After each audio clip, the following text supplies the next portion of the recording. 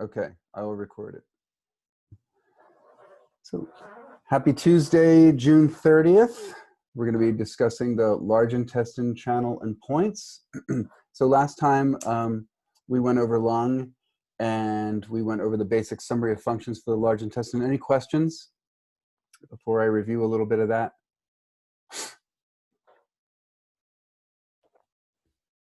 Okay.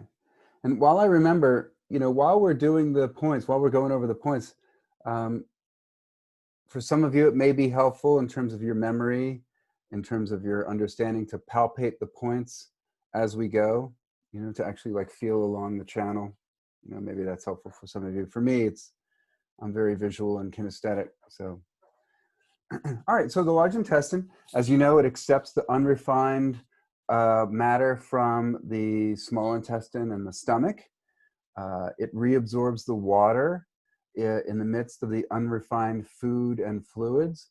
It helps to transform that unrefined, impure or turbid, and transforms it and there she is, and helps to reabsorb the last bits of nutrients, like the heavier minerals and metals, the last bits of water, right? So it's very important for our hydration. It utilizes the descending function of the lungs to promote elimination. So the bellowing motion of the lungs is very similar to the peristaltic motion of the large intestine from a qi standpoint. It's said to help regulate the qi and the blood in the limbs along with the stomach as the yang ming complex, okay? So certain channels, certain meridians are replete with qi, certain are replete with blood, and it's said that yang ming is replete with both. So if you've got like a qi and blood issue on a deficiency level, especially in terms of like raw metabolic functions, large intestine and stomach is often a place to go. And then it also helps to clear excess heat, what's called yang ming fire, the fires that come from digestion that start in the middle burner. It's also good at expelling heat throughout the body along with triple heater. And it's also said to help clear wind, especially from the head, and yang ming fire, especially from the head. So this would show up as like people coming in with like a head cold that's transformed beyond just the first initial stages. And they've had it for now maybe 2 to 3 or maybe even 4 days. And now they've got like, they're no longer there's no longer a little bit of a sweat. They're not sweating anymore. They feel hot. They'll have a fever. Their sinuses will be blocked up and clogged. They'll feel very dry. They'll probably have a sore throat. Maybe their eyes will be red and sore and itchy. Maybe their ears will be clogged up, and they'll feel hot, but they can't sweat, and they're quite thirsty. So this is like more like the yang ming stage of that. So it's really good for clearing heat out of the head. So this is a nice point, nice meridian to go to when people are suffering from a cold that they weren't able to shake after like a couple of days. Now, on a mind level, it enables us to have a healthy experience of grief along with the lungs, because grief is not pathological. Being stuck in grief is pathological. Being stuck in grief would probably be pathological as well. Allows us to let go of habits and tendencies that don't resonate with our actual nature. And it helps us to make space for what's essential in our life, right? We can help with the lungs to recognize what's of value in our lives, to hold on to that, to embrace that, and to let go of what doesn't serve. Like, I think in the dating arena, if you think about people who consistently seem to date people or hang around people as friends or whatever who don't have their best interests at heart, who may be emotionally abusive, even, God forbid, physically abusive, people who are like, always trying to bring you down. We need to be able to recognize these people early on so we can extricate ourselves from their presence and help to extricate them from ours. It helps us to perceive and extract something valuable, like you could say the essence of things, from the mundane, right? So, how do you extract the essential from the mundane of your life? Like some of us are like, we're drinking tea or herbs right now. Like how do we extract the goodness out of that? You're listening to this lecture. How do you get something useful out of it, right? You go about your day, you're on your commute. Well, a lot of times we look at life in terms of these in-between times, like, well, like I'm on my way from here to there, and that we don't really like consider that a part of our life. But the time you're in the car or walking around, like these in-between moments, that's actually part of our life. So how can you find something of value in that moment, right? Even if it's mundane, or the experiences in life that are physically and emotionally dirty or polluted, how do we extract something of essence? How do we extract something that's valuable or useful to us out of that unpleasant experience, right? And then also it helps to empower, along with the lungs, empower our sense of self-worth and sense of beauty. It's not easy to see. It's generally easier to see in others. And so it's important to remember that life is a mirror. So often when I say what we perceive, I really mean it in terms of like what captures our attention, right? So if I'm looking at someone else, like I see a lot, but certain phenomena and details stand out to me. And if I'm not mindful, if I'm not practiced at being aware, like I may juxtapose a lot of my thoughts and prejudices and ideas and interpretations onto this other person. Maybe the way they dress, their gender, their appearance, their height, their weight. And generally what stands out to me is generally something that's important to me. So, if I have this like, bias against tall people, there's just something wrong with tall people, and people with brown hair, they're clearly, up to no good, like I'm projecting something out of me. And so the way we perceive others is a mirror. So oftentimes when on the flip side, if you see something that you really admire about someone else, I mean, that may not be an exact mirror, but it's mirroring back something that you value, right? If you see somebody who, like, if you watch somebody and they are a great singer and you hear them and you're just like, oh man, they have just like an amazing voice. That doesn't mean I have an amazing voice, but there's something about what they're singing or how they're singing it or some quality that they're emanating that is important enough to capture your attention. And you can't be attuned to that unless you have some aspect of that inside of you. Now, I'm not saying like we're all great singers. I'm just saying you have an appreciation for some beauty or, or the way it makes you feel. Maybe it's inspiring. Maybe it's it's joyful. You have to like look at this sometimes. It's not always very superficially obvious. So likewise, if we're judging somebody in a negative way, it's highlighting back to us, it's mirroring back to us some value that we have, something that we put a value on that's important to us, that we have either disowned in ourselves, that means we're not aware of it and we're ignoring it, like a certain tendency, or that there's some seed of that in ourselves that's longing to be developed, right? So for example, if I admire somebody's article they wrote in like a latest journal, and I'm like, wow, and I really look at it, it's like they're so articulate, so maybe there's a place in me that judges my own articulateness or articulatelessness. Right. But obviously there's something that's important to me, that is something that's important to me, that's something that's of value to me, and that represents either something that I've disowned, or maybe some aspect of me that is dormant as a potential that's like longing to be developed, right? And so, we can just either crap on the other person, or we can put them up on a pedestal, right? Or we could address that in ourselves and say, how can I enhance my own articulateness, right? So how can I become more articulate? How can I develop that capacity in myself, right? But a lot of us, when we're in reaction, we either try and bring somebody down, right? Because we're feeling down, or on the flip side, maybe we're feeling inferior, so we put them up on a pedestal. Or we could say, how can I develop that in myself? Or how can I polish that in myself, right? And so this is the value that the large intestine, especially, and somewhat with the lungs, affords us the capacity to do. So on a spirit level, it enables our expression of our Po in the world and receive inspiration. So what does that mean? I mean, that's a very theoretical thing. So that means, like, how do I viscerally experience my life in a meaningful way, right?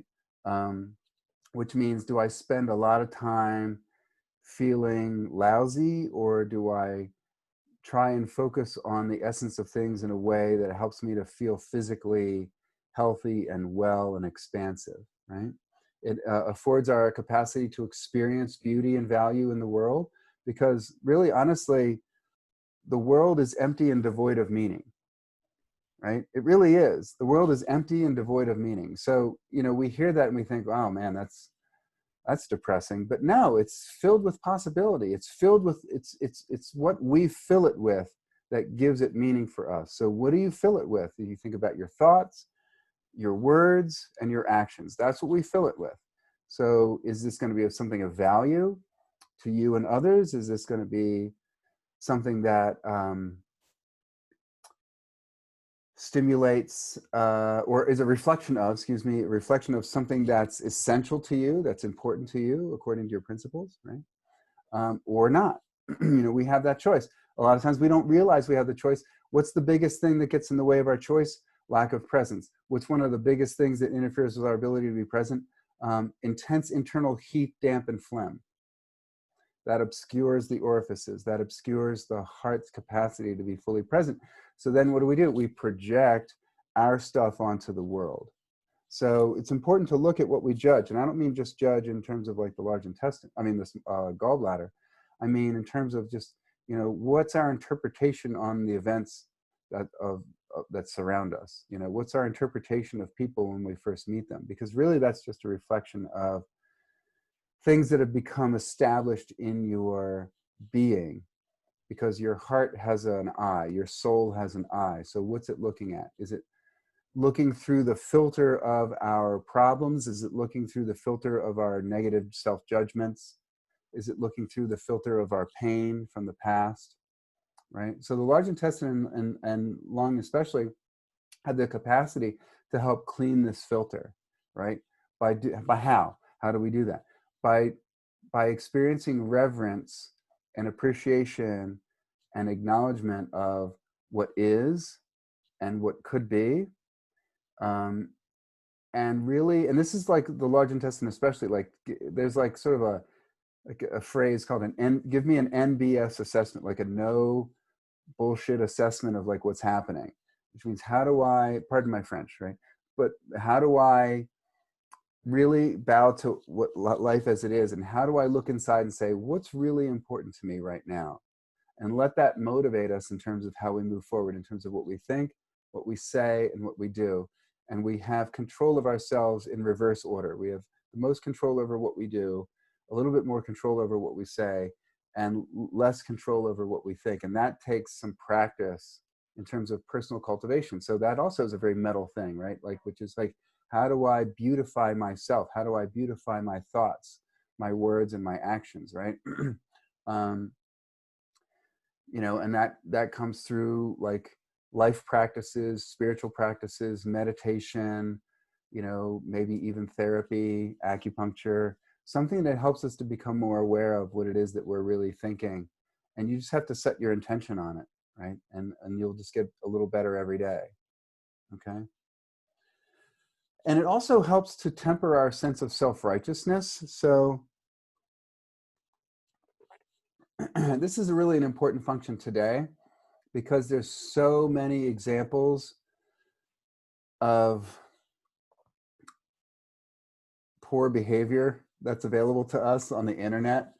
You can't swing a cursor without hitting some like, you know, 14 videos of drunken fails. You know what I mean? Like, there's just like, I mean, there's no shortage of things, like stupid things people do all day, you know, like there's no shortage of this. And we've become very hyper image focused, you know, with Pinterest. I just actually started an Instagram account, very proud of myself, like to actually be able to turn it on, much less post something.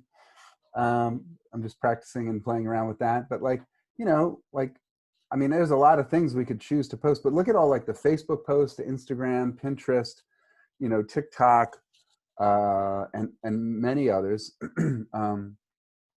that, you know, put us front and center, YouTube, to put us front and center, to be criticized, to be judged. And, you know, it's like, you know, like when I talk to people who watch things like Real Housewives of New York or New Jersey, which, like, I actually feel physically ill watching that.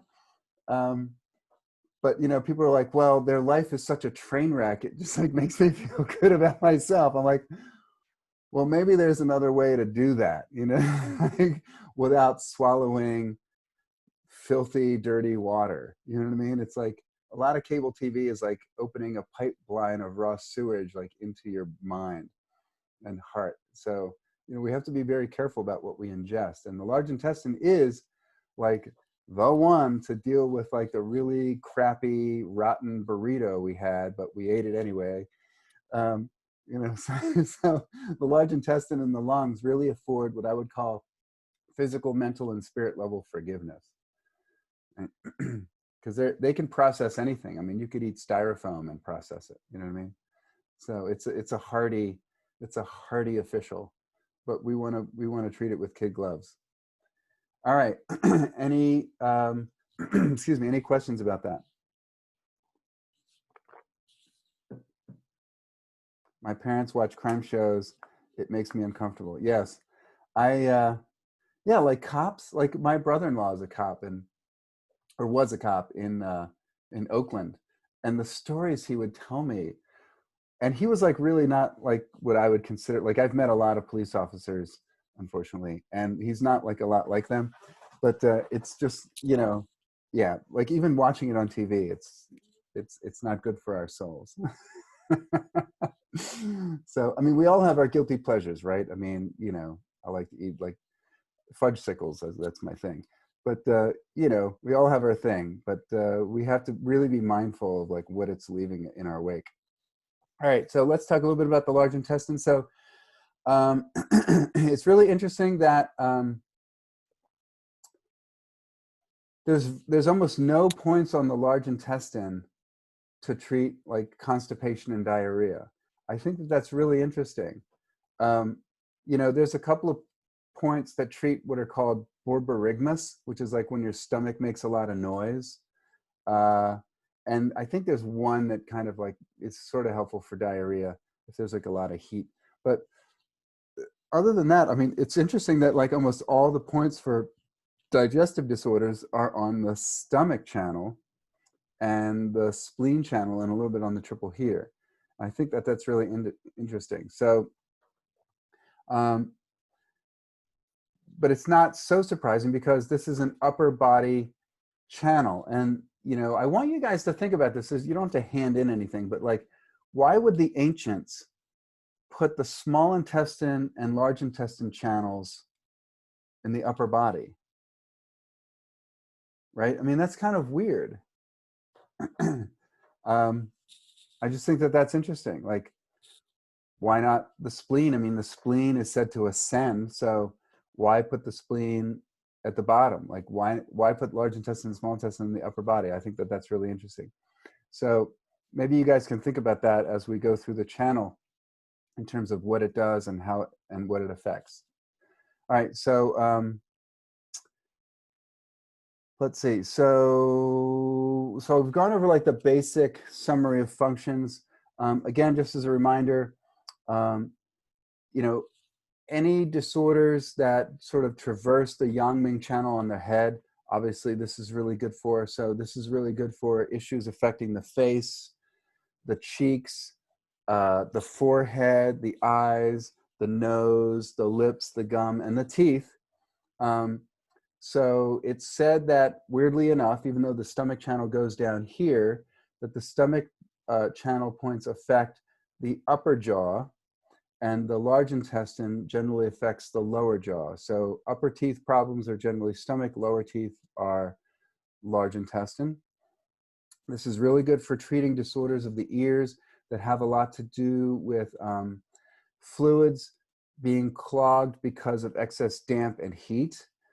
It's really good for expelling wind and heat from the exterior portion of the body, to some degree expelling exterior cold, but more wind and heat. It's really good for clearing wind, heat, and interior heat and fire that goes along the channel, especially aggravating the head. And any kind of chronic heat and fire that's affecting the heart. And so once it affects the heart, it's going to affect the shen and the mood. So people will be more irritable, people will be more reactive, right? And it also helps the lungs in opening the water passages, right? So that's the main aspects of the lungs. Any questions about that before we go into the points? Okay. So I have notes on the large intestine official. Make sure you read those. There's a lot of stuff that I haven't included, but just basically, again, pathogenic factors that show up as like wind, heat, wind, damp, heat, that accumulate in the head, that also accumulate in the joints. That's another thing I didn't mention. That's a really good one. When I first moved to New York back in like '88, they were in the middle of a garbage strike. And I don't know if any of you have ever lived through a New York City garbage strike, but it really is unlike anything I had ever experienced before in my life. And I grew up in Baltimore and DC, and so I'm used to cities, and I'm used to, like things having a certain smell, like subways and things like that. But oh my God. I mean, there was just like, literally like mountains of garbage, like, with small holes in them made by rats. So the fluids could leak out into the gutter. And there was never an odor I had experienced like that ever. Even after like working in a hospital and being around dead bodies. Wow, it was impressive. So if you think like, what if like, your body is New York City and all of a sudden your large intestine goes on strike and you're not able to let go of the waste, right? I remember one time treating this one lady. She came in, like, she would have a bowel movement every 9 days. Like, I don't know if you can imagine what that would be like. Maybe some of you can, I hope not. But, just the level of toxicity in her system was so profound, and her pulses were so pounding and rapid. It was just awful. So, this is the great eliminator. It affords us the capacity to let go of things that are toxic, that no longer serve on a body level, mind level, and spirit level. So this is really a key component in like the cleanliness and the inner purity for every human being, on a body level, a mind level, and a spirit level. And sometimes to affect the mind, you actually really have to affect the body. I mean, like, her shen was disturbed, and that wasn't the etiology of her issue. It was a physical level issue. And once we were able to get that moving, it did take like almost a couple months for things to get moving on a daily or nearly daily basis. But once she did, I mean, not only did she start losing a lot of weight, but her spirit lifted, her mind was clearer, she had less brain fog, she was less irritable, right? So it was really a very powerful lesson for me. All right. Just a couple themes on the large intestine. So just again, I'm generalizing here. All large intestine CFs are different. All metal CFs are different, but they do have some things in common. Anybody here get successfully treated on metal? Ashley, you get treated on metal? Yeah, supposedly I'm a large intestine. Okay, I can see that. Yeah, me too. How about Annette's puppy? Is Annette's puppy a large intestine CF? He's pretty stoic. Okay. All right. Do you set down food for the dog, and then the dog just kind of like looks down at it, sniffs at it, and then looks back up at you like, are you kidding? Like, that's a large intestine dog CF. No, he's more of a lung. I had a large intestine dog CF. I'd literally put food down and she'd be like, really? Really?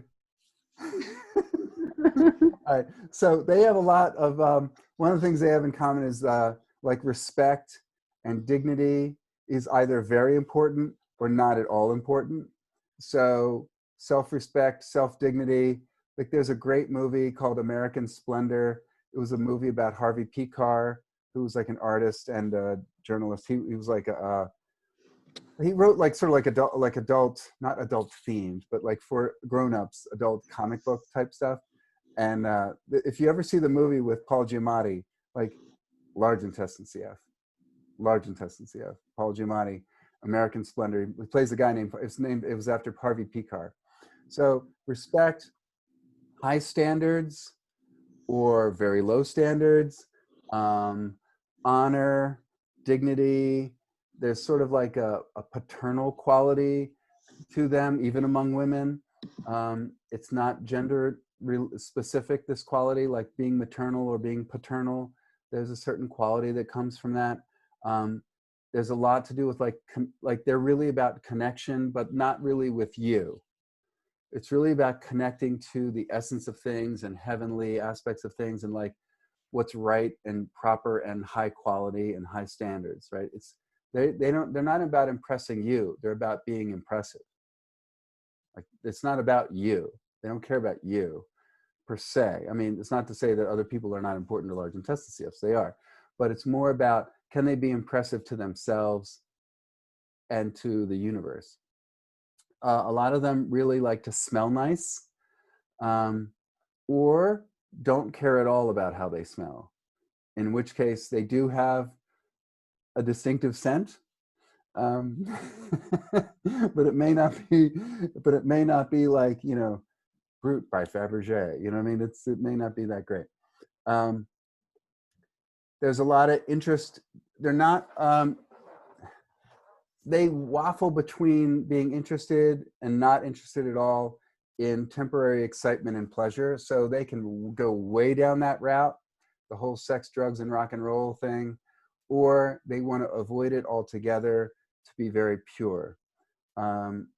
They have a lot of they have a strong relationship to our more human basic instincts, you know, like lower orifice stuff, a lot of lower orifice stuff, right? We'll just leave it at that. Okay. Yeah. One day, like once you all graduate and we're all hanging out, you want to buy me a cup of coffee, we'll tell you some stories of like metal CFs that I've known. Really good example of a metal CF who died young was Gigi Allen.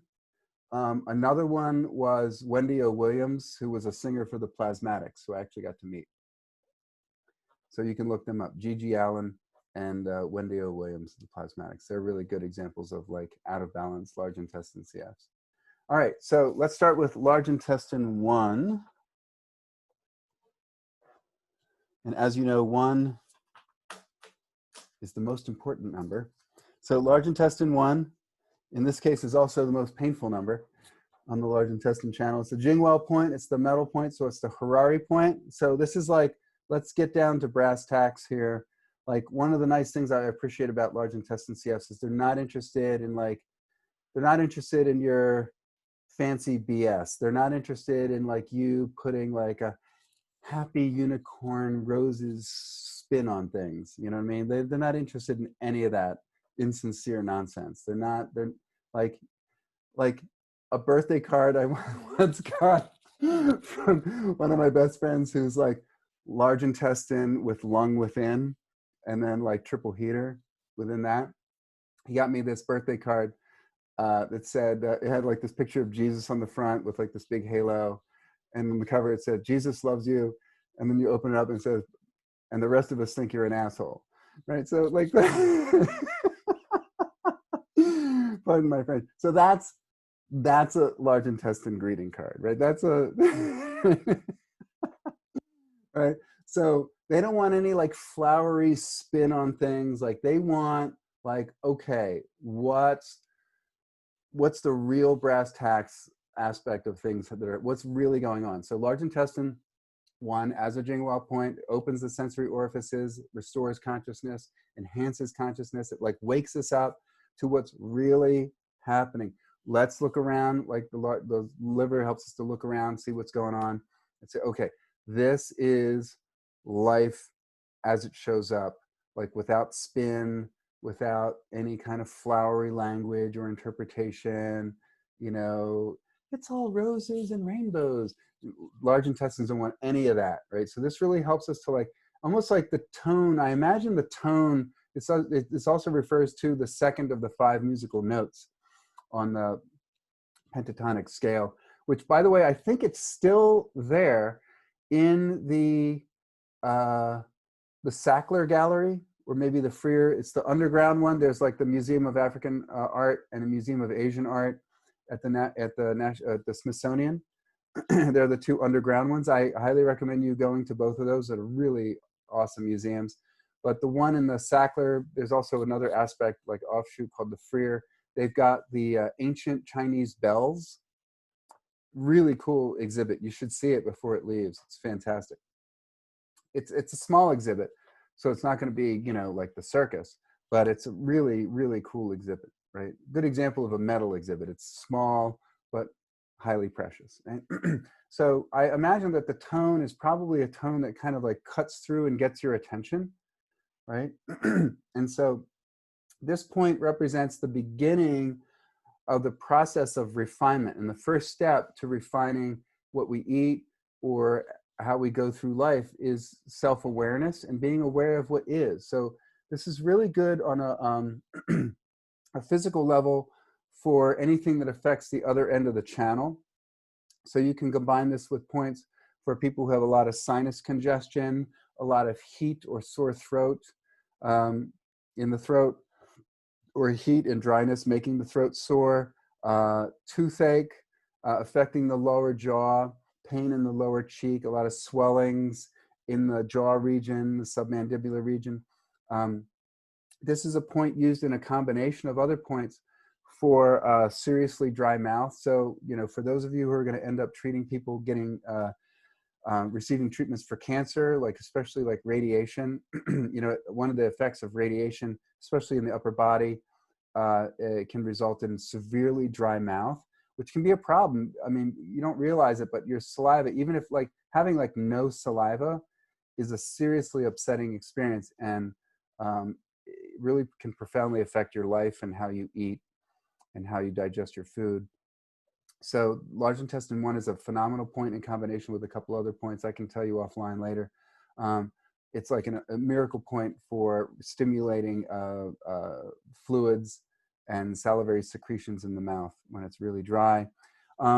It's said in Deadman to be good for shoulder pain and back pain that radiates to the supraclavicular fossa, which is like, here's my clavicular, here's my clavicle, right? So supra above. So like back pain that kind of like radiates to here. It's kind of okay for that. I haven't really had it affect shoulder pain, with the exception of shoulder pain that involves the sinew meridian, right? So sinew meridian test is like you hold the arm out and then you try and bear weight. So any like holding, you know, you've got your arm out and you're trying to like hold something and bearing weight, and that hurts the shoulder area. That's large intestine sinew. So large intestine 1 is a great point for opening the sinew meridian to help pain in the shoulder where it hurts for them to bear weight or to maybe even grip. Okay. So as a Jingwell point, it also is really good for expelling external pathogenic factors, and the pathogenic factor that the large intestine and the stomach channels are susceptible to being harassed by is wind and wind heat. So this is really good for expelling wind heat out of the channel. Again, that could be corrupting what's happening with the wrist. It could be corrupting what's happening in the joint of the elbow, the joint of the shoulder, even in the joint somewhat of the jaw. Wind heat affecting the face. We talked about this a little earlier about like somebody who's got a cold, after like the second, third day. It's really good for clearing heat as well as wind heat. So you can combine it with large intestine 11 for a lot of skin, dermatological issues, or also clearing heat out of the head. A lot of people just, they're having to work in a hot environment. Like I remember having to work in this one warehouse and for Kemp Mill Records back in the day, back in like 1985. And it was this big record chain in the DC area. And there was a week in the middle of summer where and we never had air conditioning. I mean, it was a giant warehouse, but we lost electricity. So we could open the windows in a way that there was light, but we had no fans. And it was like, it was like 110 degrees in there. And also I just think about when I was in high school, one of the summer jobs I had was cleaning the inside of jets at the airport, like these international jets. It's an amazing what 200 drunken Germans can do to an aircraft in 6 hours. It's quite extraordinary to see.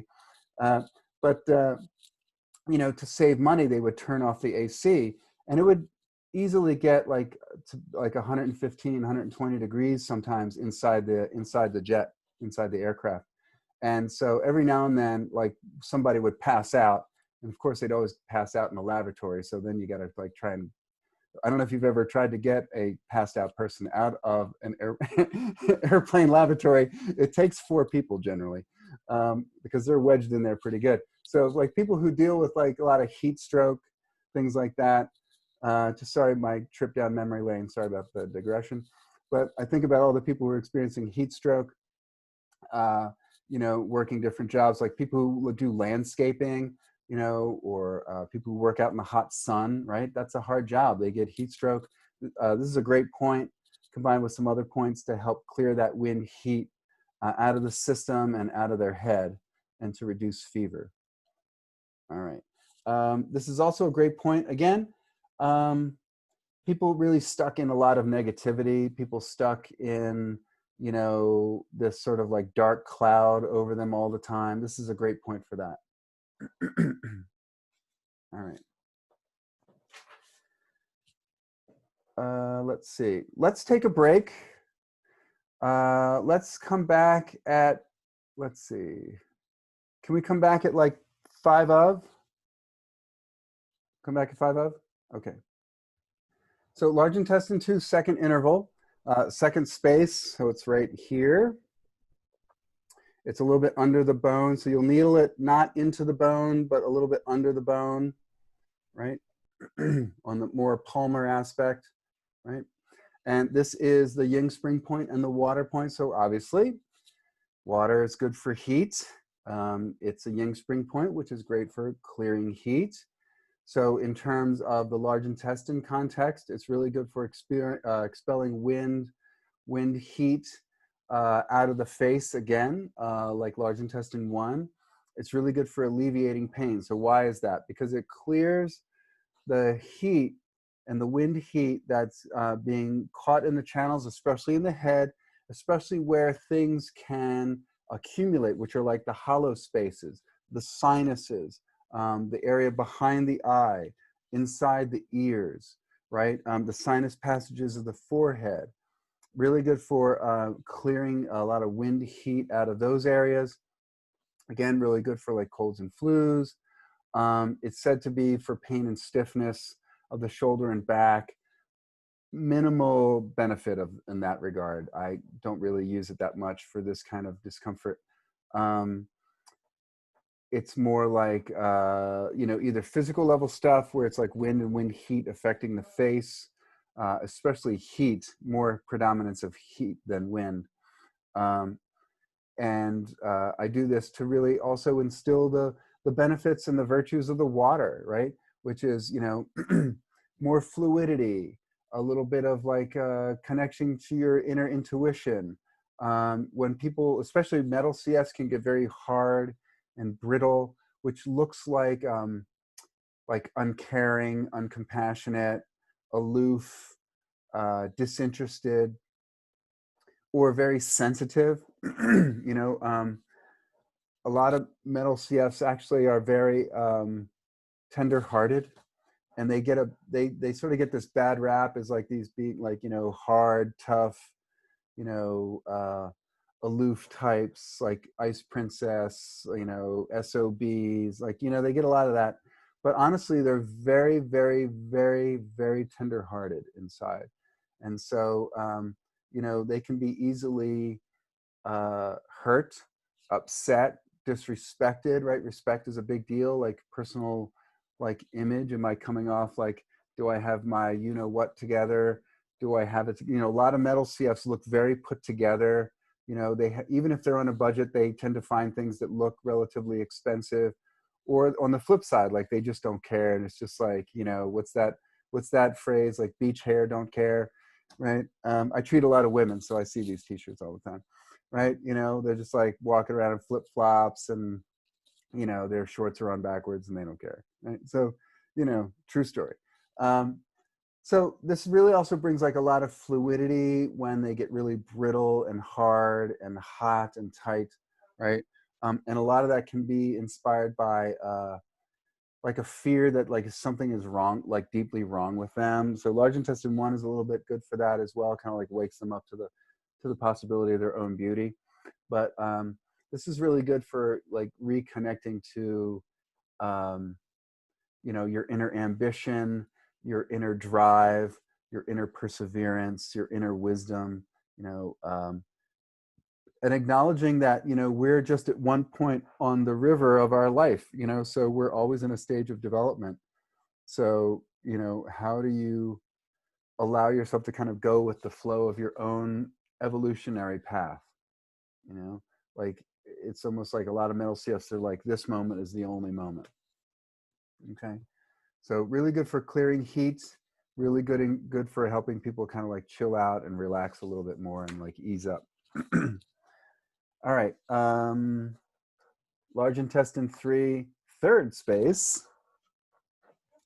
Not the sexiest names on large intestine, but so this is again, so it's just proximal to the distal head of the second metacarpal bone. And again, you're not needling it into like the bone, and you are going to needle it this way. You're not going to needle it this way.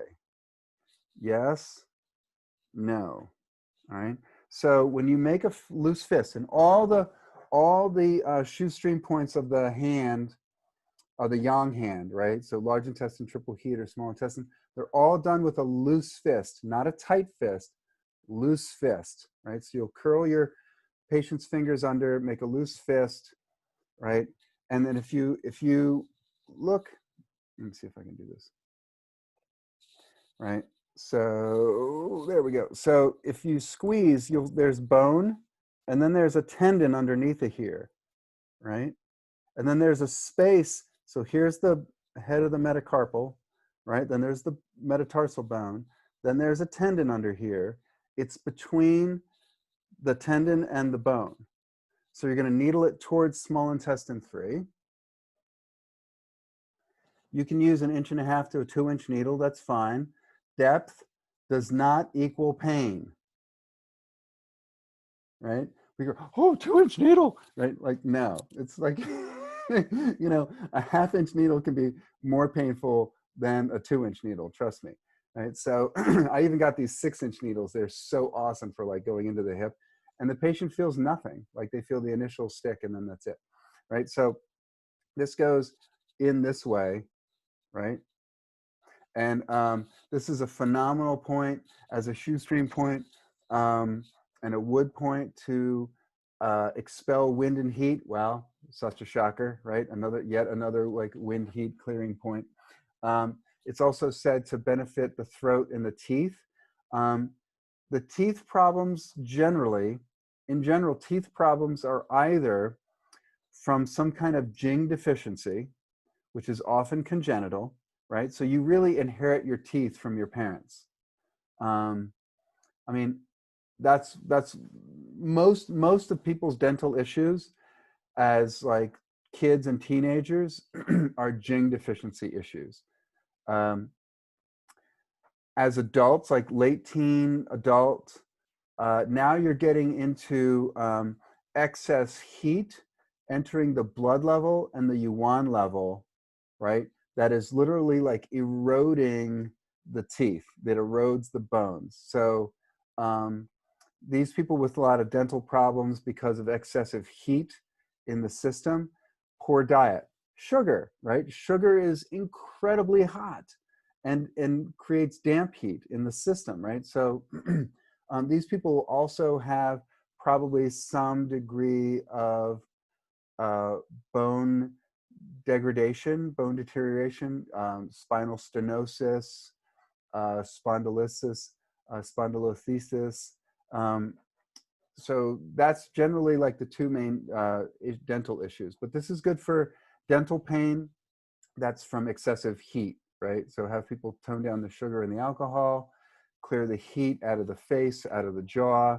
So this is good for a lot of dental stuff. It's good for a lot of like painful throat, sore throat. It's good for heat that's gotten so inside that people are now like bleeding out of their nose. Maybe their lips are really dry and scorched. So think about like sunburn, like what's it, summer heat, right? Like or somebody's just been like working outside for a long time. They've just become really dehydrated. This is a really good point for that. You know, like being out all day in the hot sun, you know, you can sort of feel feverish. So it clears this type of heat. So it's not from an infection necessarily. So, you know, like at a physical level, generally it's going to be like for acute situations. Also maybe acute stiff neck. It's really good for that. Especially like up around the occiput. Okay.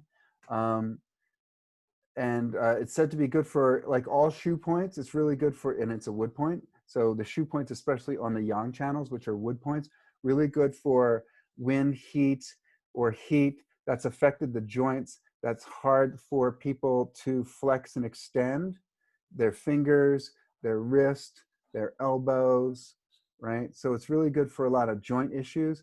And when, here's an aside that's not in your notes, when you're doing this shoestring point for like, you know, like arthritis, especially like chronic arthritis, that's like affected the joints of the hands, maybe even to the point where the heat has deteriorated the structure of the joint capsule. So there's some knuckle deformities, hand deformities, finger deformities, you know, hard to flex and extend, maybe even into the wrist. You'll do the shoestring point on the side of the discomfort. So it might be bilateral. Now, and then you would do the shoestring point on the opposite side of its 6 division pair. So large intestine is hand yang ming. So you would look to its yang ming partner, which is stomach, foot yang ming. So if you would do the shoestring point on the hand yang ming and the shoestring point on the foot yang ming, in this case, stomach 43, on the opposite side. So if it's bilateral, then you do bilateral, right? Because opposite left is right, opposite right is left. Tabish? Right? So for, you know, these sort of like B obstruction issues. B obstruction is literally from an external pathogenic factor that has invaded the body and is now interfered with the smooth flow of qi and blood. And if it's chronic, you know, generally there'll be like usually some damp heat or damp cold, which kind of like fixes it into, you know, damp is fixing, right? So damp, like it fixes into the joint. So if you're going to do a shoestring point combination, a great one is like large intestine 3, stomach 43, right? This is a great point for people to, like, it helps us to kind of stimulate our minds in a way to help us identify and embrace all of the perceived obstacles and challenges that actually are there to help us grow as a person, right? And then it supports our ability to adapt to them and navigate the situation, right? So, you know, again, this is a foo, so its complementary foo on wood would be gallbladder. So this is really good for like excessively judgmental metal CFs. You can also combine it with maybe large intestine 1 to kind of like wake them up to what's really beautiful and true, right? And what really is, not your crazy interpretation of what is, which also in this case happens to be very negatively judgmental either towards yourself or others. And metal CFs, like, they want to really master things, right? They want to be masterful. And sometimes it's really hard to navigate obstacles and challenges because we're perceiving them as obstacles and challenges rather than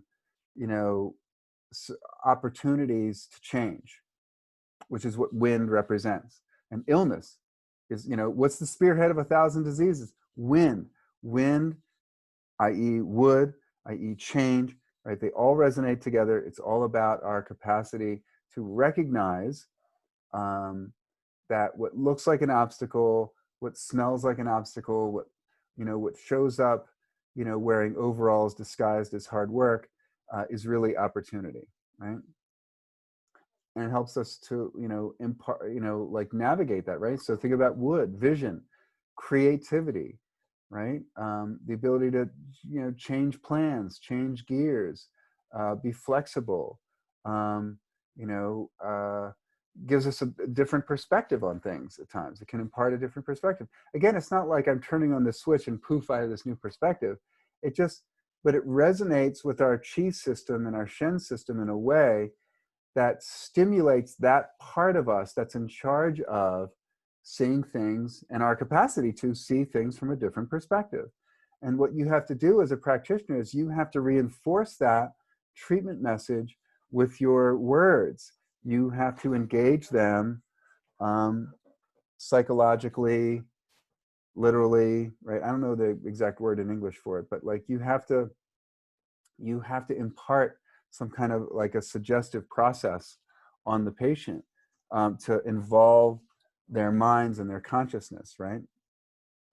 As well as transmit that from your heart so their spirit gets it. All right. So large intestine 4, Hugu, joining valley. Joining of the valleys, as Worsley called it. This is my favorite point ever. An awesome point, right? And it's like found in 4 different places. But if you go by Deadman, you really can't go wrong. I like Deadman's, picture of it. It's a little bit off the bone. I was actually taught, it was like Worsley put it in a lot more proximal place. So he really put it in the corner, right? So like here's the distal head, here's the proximal head of the second metacarpal. If you go about halfway, there's a little seam. And then if you go a little bit more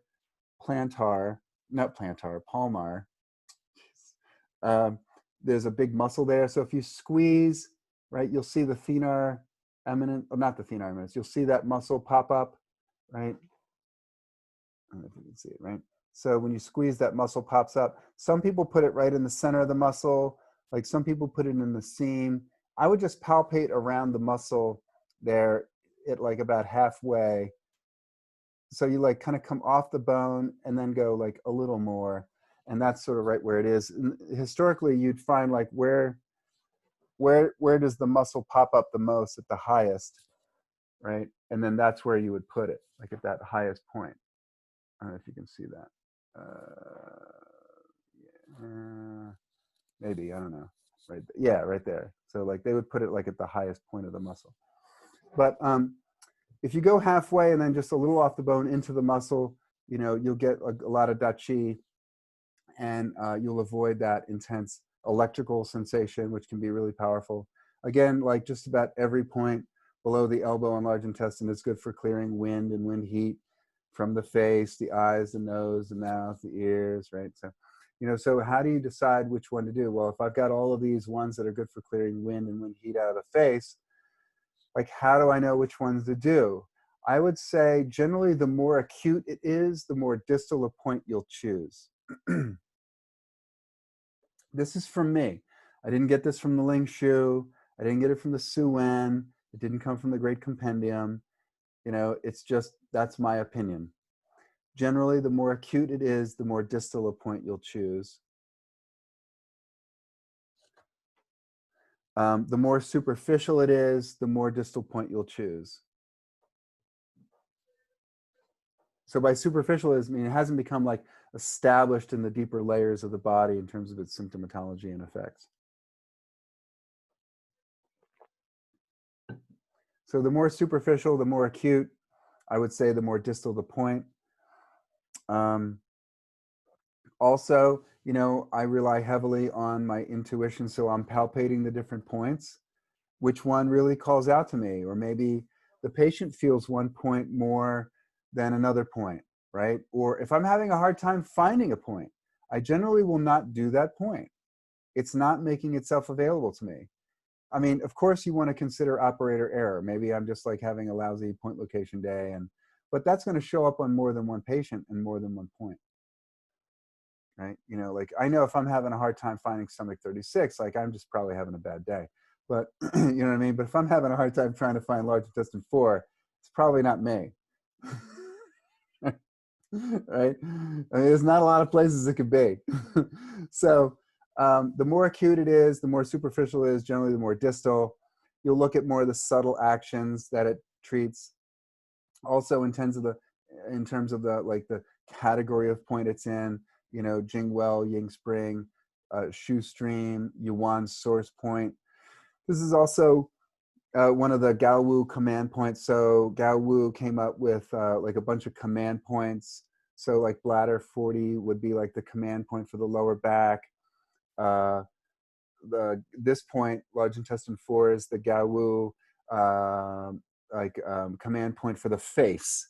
So it's really good for like wind heat affecting the face. This is things that have like established themselves at like a deeper level. So this would be a point that you'd start thinking about for Bell's palsy, for trigeminal neuralgia,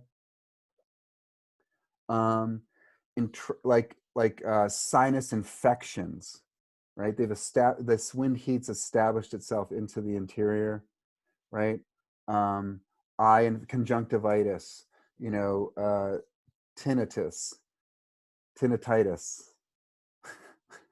right? I don't know how you pronounce it, right? Or ear infections, like little kids' ear infections, right?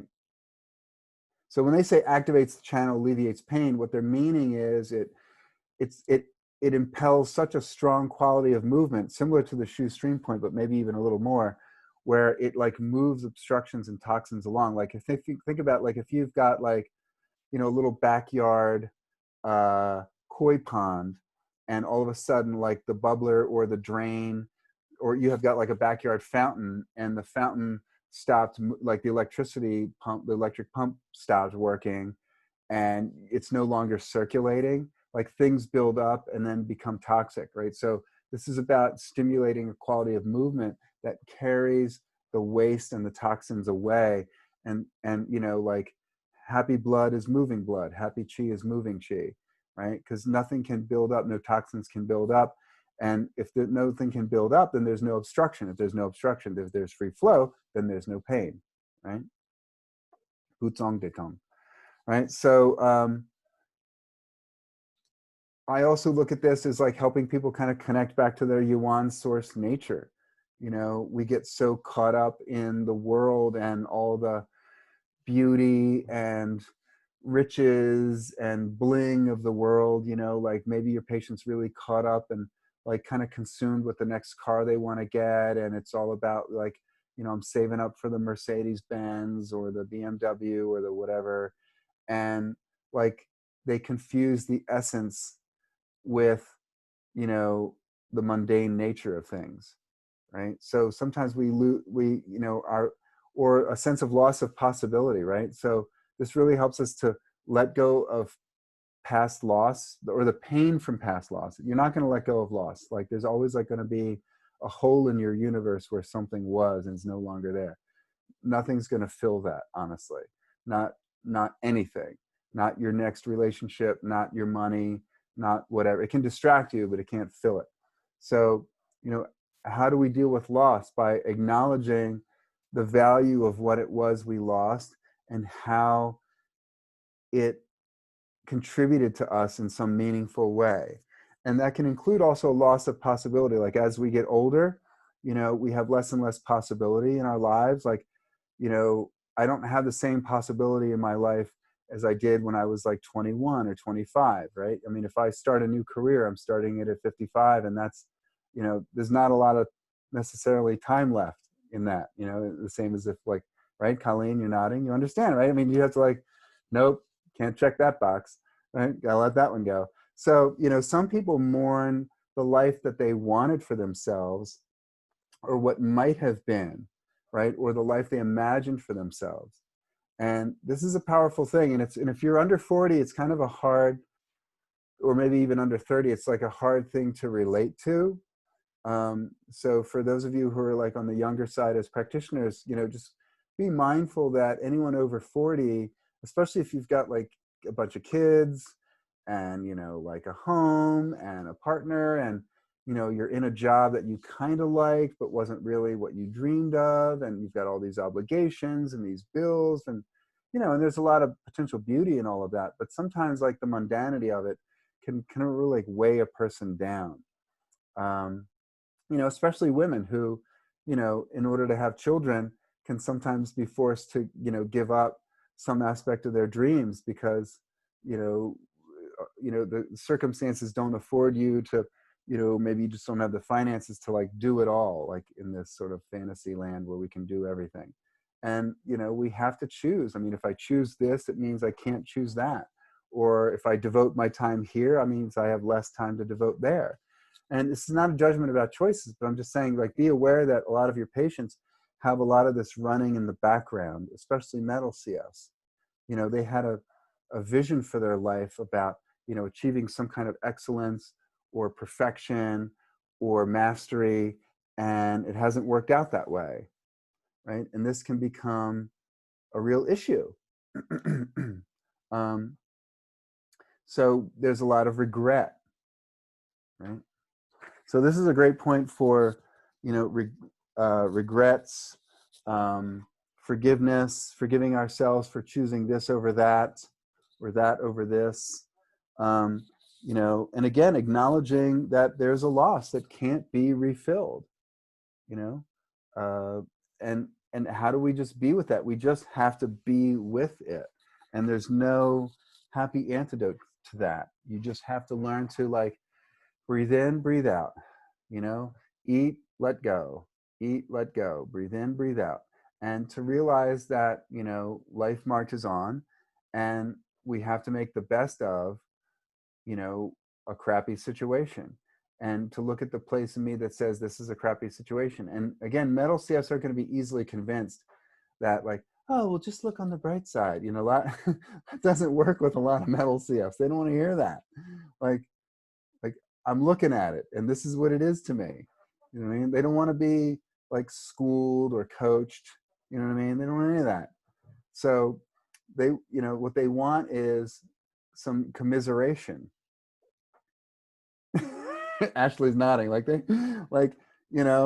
like let's pull out the bottle of scotch and like, let's just, go through it. You know what I mean? It's like, all right, screw it. It's just like, all right, here we are. Let's just like wallow in it for a little while and then we can get it out of our system. And like maybe every year on an anniversary, like you just gotta like mourn or say, or just party through it or whatever. You have to honor the loss. You have to honor the crap, right? And there's no like making it happy and better, right? You just got to wallow in it a little bit. And fire CFs are going to find that really hard to relate to because we're not wallowers, right? So, this is why as practitioners, we have to kind of get outside ourselves, right? Thankfully, I'm metal within, so I can relate. All right. So large intestine 5. Again, this can be like a funky point to find. Maybe some of your point location teachers have like some golden method, tried and true of finding it. But this anatomical snuffbox is a big area and it can be in a lot of different places in there. Sometimes it's more distal, sometimes it's more proximal, sometimes it's more anterior, sometimes it's more palmar. You just got to keep looking around. Allergies. So Annette asked about allergies. For large intestine 4?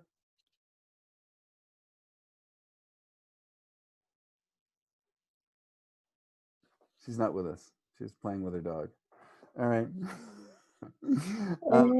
Excuse me, and the needling is perpendicular, like we just For needle large it, intestine 5? 4. Yeah, it's perpendicular, unless you're tonifying, and then you kind of like aim it up the wrist. And if you're sedating, then you'd aim it out the finger. Okay. Yeah. So large intestine 5 is a really good point for neck pain. It's really good point for sacral pain because of the image, right? So this is an image that also links to the neck around C7 area, as well as the kind of like the SI joint, like the top of the SI joint, like the top of the sacrum. It's really good for clearing. It's a fire point, right? So it's a Harari point. So it really brings like all the best qualities of the fire to the large intestine, right? Lighten up. You know, large intestine CS can get really caught in like negativity, which can make them a little bit unstable at times. And it can make them a little bit hard to be around, right? Because, you know, there's many ways of seeing every situation, right? So, you know, but to be able to see like all of them and to be aware of all of your possible interpretations of events is a little bit more helpful. So this instills a little bit more like warmth when they can get really cold and judgmental and brittle, and they really like, you know, the way they speak can be like really cutting. It kind of like, sort of like, imagine like a guillotine coming down. Like they have a lot of conversation ending, like throwaways, like, yeah, that's life. You know, like, you know what I mean? You know what I mean? There's like this thing that they kind of like throw out that just like there's really nowhere else to go with the conversation. Just conversation's done, right? Listening's done, talking's done. It sucks. You know what I mean? Well, yeah, that's my luck. You know what I mean? Like, yeah, shit happens. But, I mean, they throw a lot of these conversation ending bits out, so they can get a little bit hard, brittle. So this brings a lot of like lightness of being, you know, brings in little aspects of the triple heater in the small intestine, lightens people up a little bit. But you don't want to do it in an overly insincere and joyful way. You want to do it in a really grounded, down to earth way. You know, metal CFs have an amazing BS detector. They're extraordinary at recognizing insincerity. They're extraordinary at recognizing, you know, attempts to manipulate. And they don't want any of that, right? They'll immediately lose respect for you. So you have to catch yourself, but you can regain respect by catching yourself and just being sincere, right? So this is a really great point, yes, for Yangming fire affecting the head, Yangming fire affecting the mind, right? So manic depressive situations, heat that's damaging the head, the fluids in the head. So like, you know, dry eyes, clogged ears, clogged sinuses, fevers. Also, it's often done for pain in the wrist, but honestly, I would do it if for pain in the opposite wrist, right? So if somebody has pain in their left wrist right here, I'm not going to needle there. Like that's the way I was taught. I was taught to like needle the opposite side, right? This is really good for helping somebody get like calmed down when they get a little bit overheated. Like metal CS can get a little bit hot under the collar. They can become a little bit, some who are more young can tend to be a little bit more fanatical. So they may not be like running around in an exuberant way, but they can have a lot of they become very impulsive. They jump on their, you know, urgent desires, their urges, right? They can be very impulsive with their urges, lack kind of control, right? So, you know, movement and like exercise and moving meditations are really good to keep that moving. And this also helps to kind of vent out a lot of heat that agitates the mind, that keeps them from able to be sitting still, right?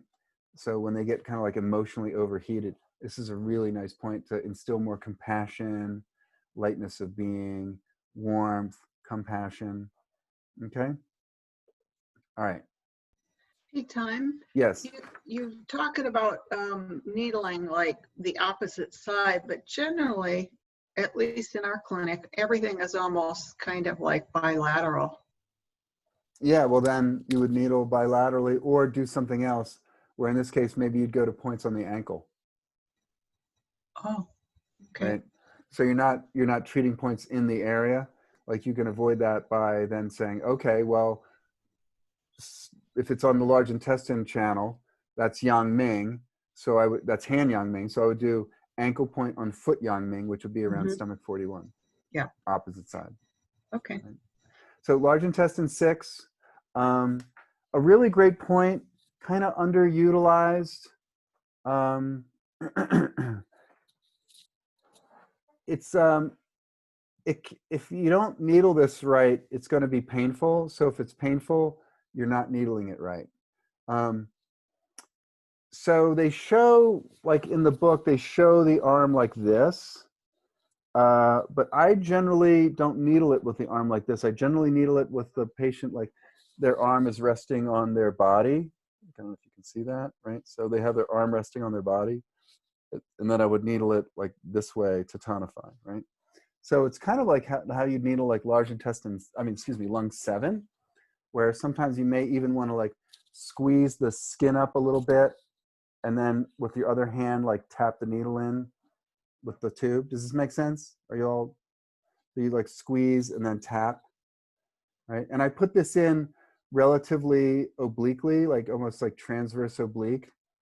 But you can thread it quite a bit. So you can kind of go in just like, say if I'm tonifying it, I would put the guide tube just maybe like a few fen towards large intestine 5. And then when I thread into the needle, into the point, like then I'm finally like, because if I start at the top and I thread, I'll miss the point, right? If the point's here and I'm threading across the top, then I'll miss it. But if I start a little bit towards 5 and needle into it, then I'll hit it. Does this make sense? Are you saying that you're trying to stay very superficial with it? I am. Okay.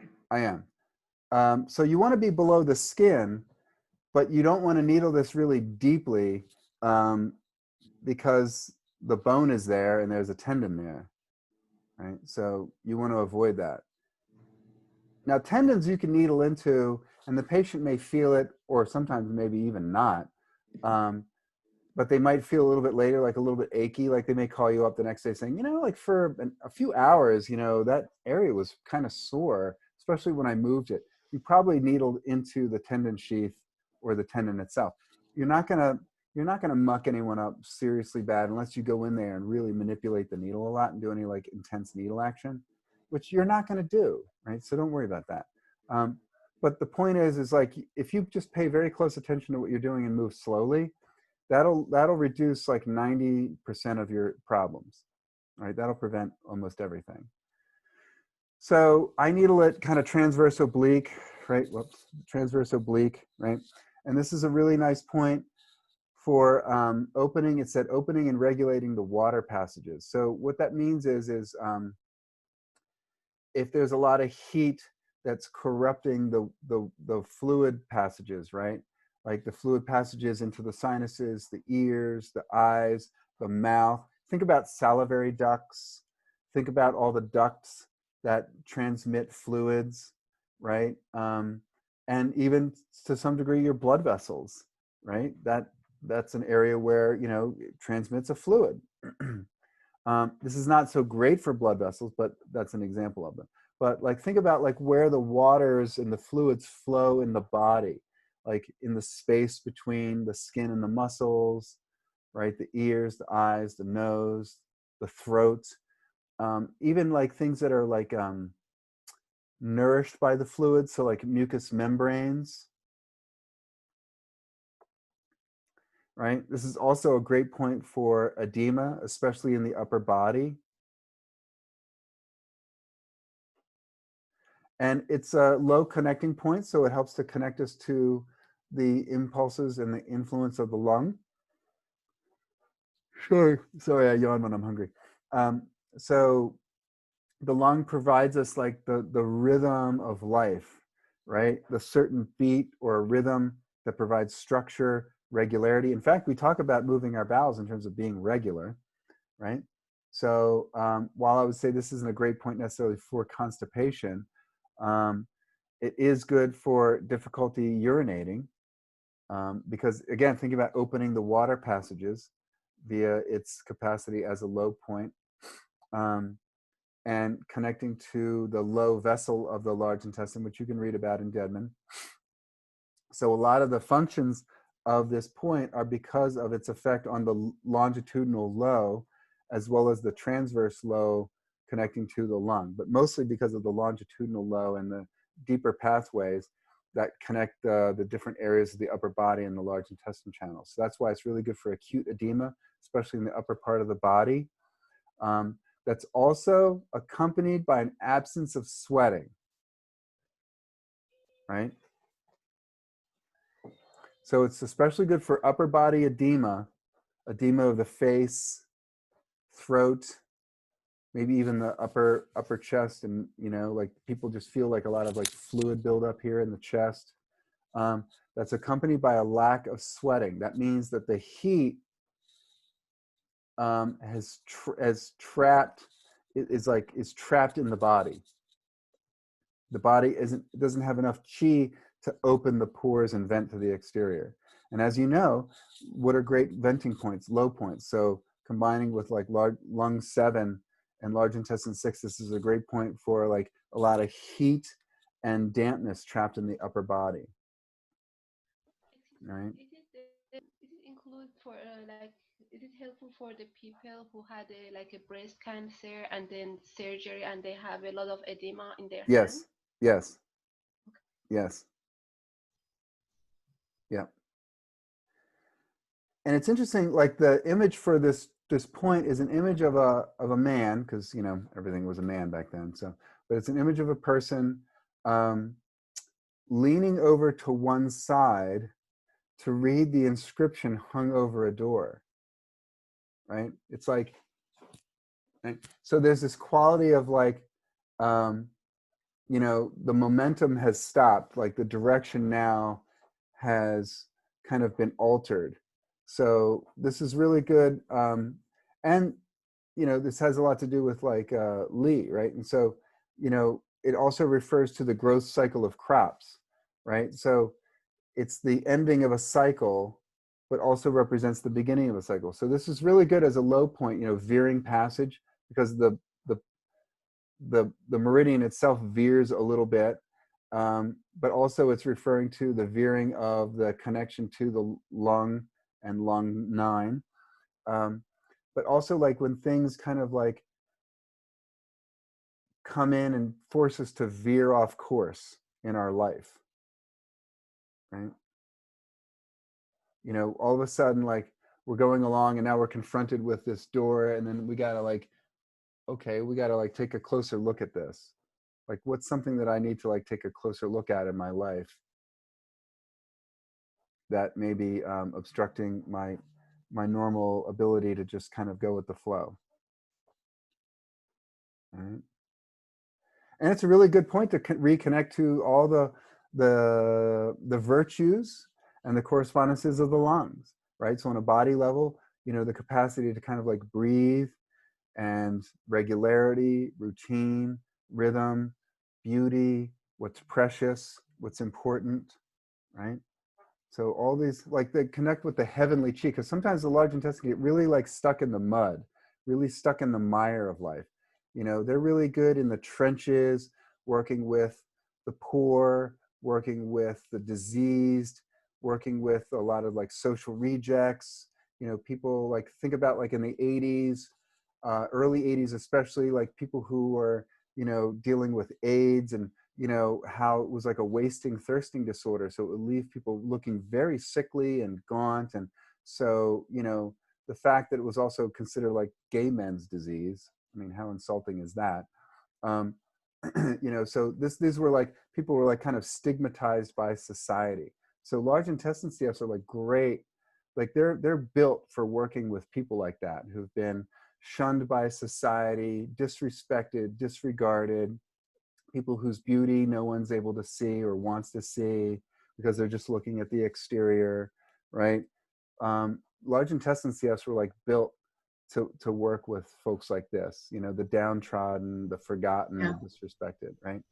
So this really also helps us to remind us that, you know what, actually there is something also beautiful in this work, and beautiful about everyone, and beautiful about myself, right? So to connect to the heavenly Yeah. aspects of things, you know, like gallows humor, like black humor, like large intestine CFs have like a 4th degree black belt in like gallows humor, like black humor. I had actually read, I think in the one of the Hicks books, that Mother Teresa was a metal Yes. CF. I always think about Mother Teresa with Yeah. this point, Yeah. you know, like that deals with just like the crap. And she was very sincere, at least Yeah. as far as I know. I mean, there's another book that came out that like totally trashed her, but I mean, you know, God only knows. But I mean, that's the nature of life, right? So some other large intestine CF wrote that book. Oh, you think Mother Teresa was great? Let me give you the dirt on Mother Teresa. You know what I mean? Like who, like what's next? Like a dirt on Helen Keller? I mean, you know, really? All right, let's just go for a little longer, then we'll take a short break. So large intestine 7, the she cleft point. It's a warm flow. I learned it as warm current. Another name for it is rebellious flow. So that kind of gives you an insight into its functions. It's a she cleft point. So the meaning of this, the characters refer to feed a prisoner water, right? So it's Wen Liu. So Wen can refer to feeding a prisoner water. It can refer to reviving someone or something. It can also refer to warming something. It also refers to the quality of gentleness and kindliness. And Liu refers to a current or stream that kind of glides, that's smooth, right? That there's this gliding quality, this current that's just naturally flowing with ease. It's like, think about gliding, right? So that gives you a sense of like what this point is about, right? So how do we move with more ease, right? So again, she cleft points, especially for the Fu meridians, Fu organs and officials, are outstanding at breaking blockages and accumulations that trap or block the flow of qi, the smooth flow of qi of blood through a channel, right? Butong Zitong, right? So where there is smooth flow, there is no pain. Where there is stoppage or no smooth flow, there's pain. So this, you know, points to physically like supporting the qi and the blood that flows through the channel, but not just the primary channel, but through the deeper channels, through the body, like, you know, the low vessels, the divergent vessels, the sinews, right? The collateral vessels. This is all helpful for any kind of obstruction that's blocking the smooth flow of qi and blood through any of the channels of the large intestine. So like most Fu Ji cleft points, or most Ji cleft points on Fu meridians, they are exceptional for relatively acute and local pain. So by local, I mean hand, wrist, arm, elbow, upper arm, shoulder. You know, this is a nice point to include in like bicipital tendinopathy. Like, so any of you like who've like, you know, you're not used to, you know, using your shoulder and upper arm muscles a lot. Think about like gardening or like hanging like curtains, or like putting up, you know, like the curtain rod holder, and then you're putting up the curtains, or, you know, you're Michelangelo and you're painting the fresco on the ceiling. You know, for those of you who do a lot of fresco work, you know, which you have to work quickly, Sally knows what I mean. You know, it's not easy work. You know, your hands are above your head a lot. So if you're a hairstylist, right? If you're a hairstylist who relaxes by painting frescoes in the ceilings, you know, you're susceptible to a lot of bicipital tendinopathy. Thanks for hanging in there, Aaron. I know it's, I know it's tough. It's like, oh my God. It's only 10:44. Believe me, I feel you. I'm working till 8:30 tonight. So, but anybody who's doing like a lot of like overhead work with their arms, you know, pitching, throwing, susceptible to this. This is a really nice point for, pain around the deltoids, around the biceps, triceps. So any kind of like stagnation from either overuse or from some qi and blood deficiency, or from some exposure to external pathogenic factors, like somebody who's constantly like iced their body or their limbs a lot, especially in this case, in the context of large intestine, they've iced their shoulders, iced their elbows, iced their wrists, iced their hands a lot. Any kind of,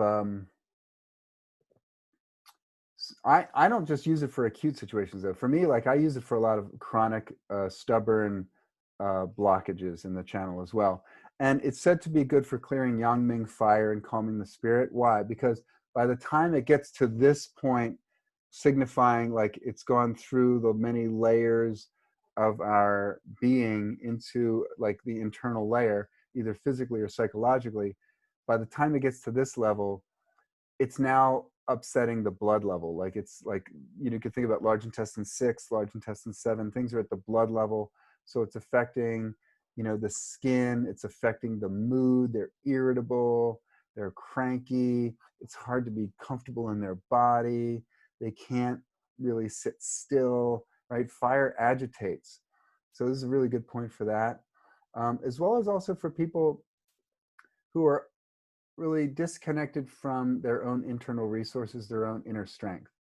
This gives us the capacity to break through blockages in the channel. And I think also on a psychological, mental, emotional level, spirit level, also I combine this with the outer, bladder line points, dealing with some issue to help somebody connect to their capacity to really be with like the upsetting, to be with the dirty, to be with the unpleasant, to be with the foul.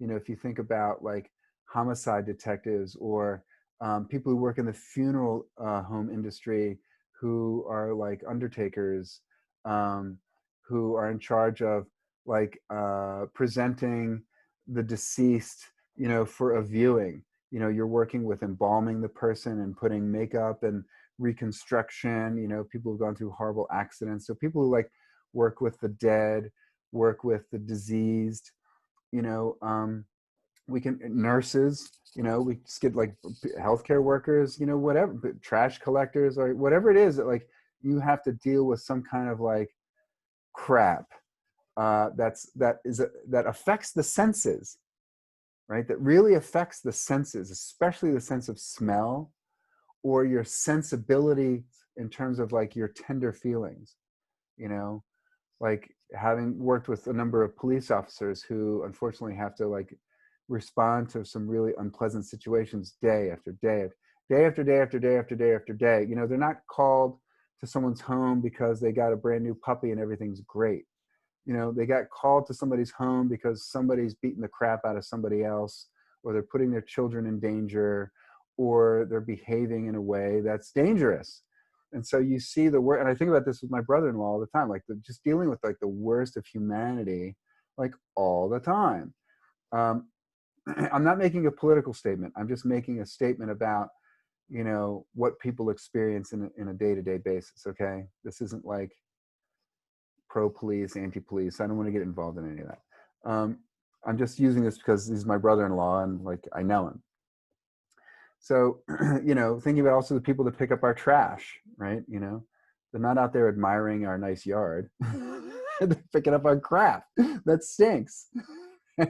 So, this is a really good point to like help like push through and to connect with the resources that we have inside ourselves, our virtues, to move through like crappy situations.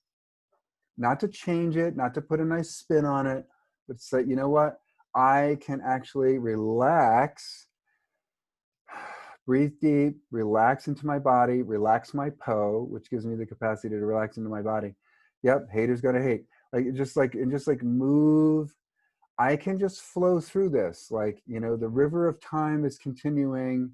It will take me to the other side of this eventually. I just need to relax into it, to breathe through it, and to, okay, what's something useful I can get out of this that will empower me, that will give me this boost of strength and will. Does this make sense? All right. So let's take a break until 11, and then we'll come back with large intestine 10, which I know isn't in your notes, but we'll go over it anyway. We're skipping 8 and 9, and we'll come back at 11 a.m. So continuing with large intestine 10, arm 3 miles. This supposedly was a point that was created to balance stomach 36, leg 3 miles, or 3 more miles on the leg. I generally use it as a detoxifying point. This is a really good point. You can combine it with large intestine 11 and some other stomach points to stimulate like kind of a sweating and purging. It's said to harmonize the intestines with the stomach. So if there's really sluggish digestion, things are moving through the digestive system slowly. Maybe like the stomach is hard to empty, or the small intestine or the large intestine takes time to empty, things to move through. This is a really nice point to combine with stomach 36 and also one of the other lower uniting points, such as stomach 37, which is the lower uniting point for the large intestine, or stomach 39, which is the lower uniting point for the small intestine. So sluggish digestion, slow emptying, people feel like they're full for a long period of time, maybe really low appetite. And of course, if they're holding on to a lot of that material, it can become toxic to the person's bloodstream. Like toxins can enter the bloodstream inappropriately. So this is a nice point to detoxify on kind of like the body, mind, spirit level. I'm just kind of looking at my notes here for a second. It's said to be used in the treatment for atrophy disorder and painful obstructions. So one of the effects of like long-term chronic B obstruction is that the external pathogenic factor has become so chronic that over time, heat or intense cold gets trapped in an area for so long that, especially in the case of heat, the physical structure begins to deteriorate. Right. And so one of the things that heat, especially damp heat or chronic trapped damp heat, will do is it deteriorates the nerve tissue, right? Nerves are marrow, right? So it deteriorates the marrow, right? It what do you call it? It's very destructive on the marrow, right? It burns that up, right?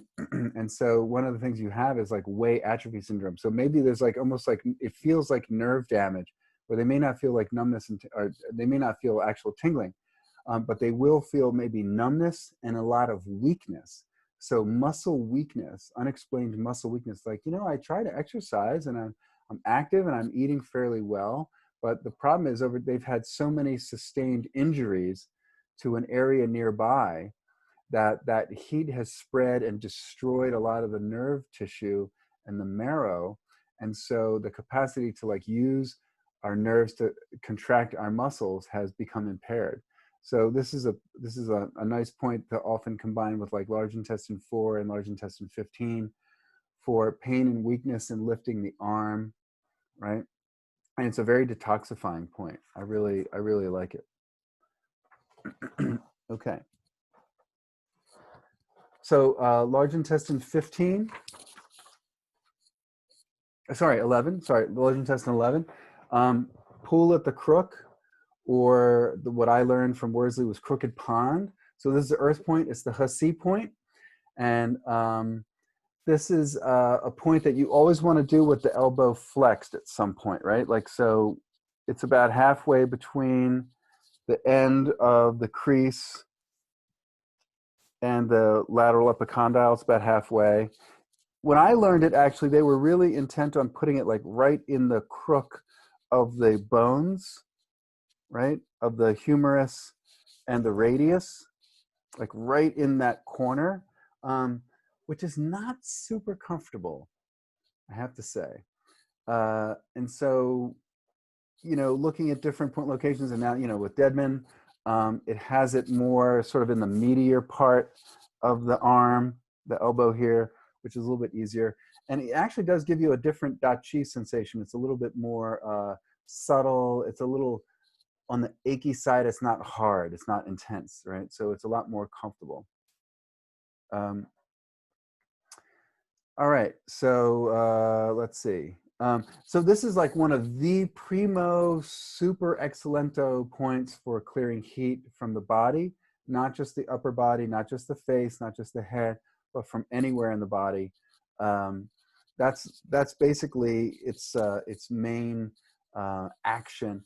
And so heat is expansive. So high blood pressure, where there's signs of heat, look at the tongue, feel the pulse, right? Look at the other symptoms. You know, there's lots of different reasons people have high blood pressure.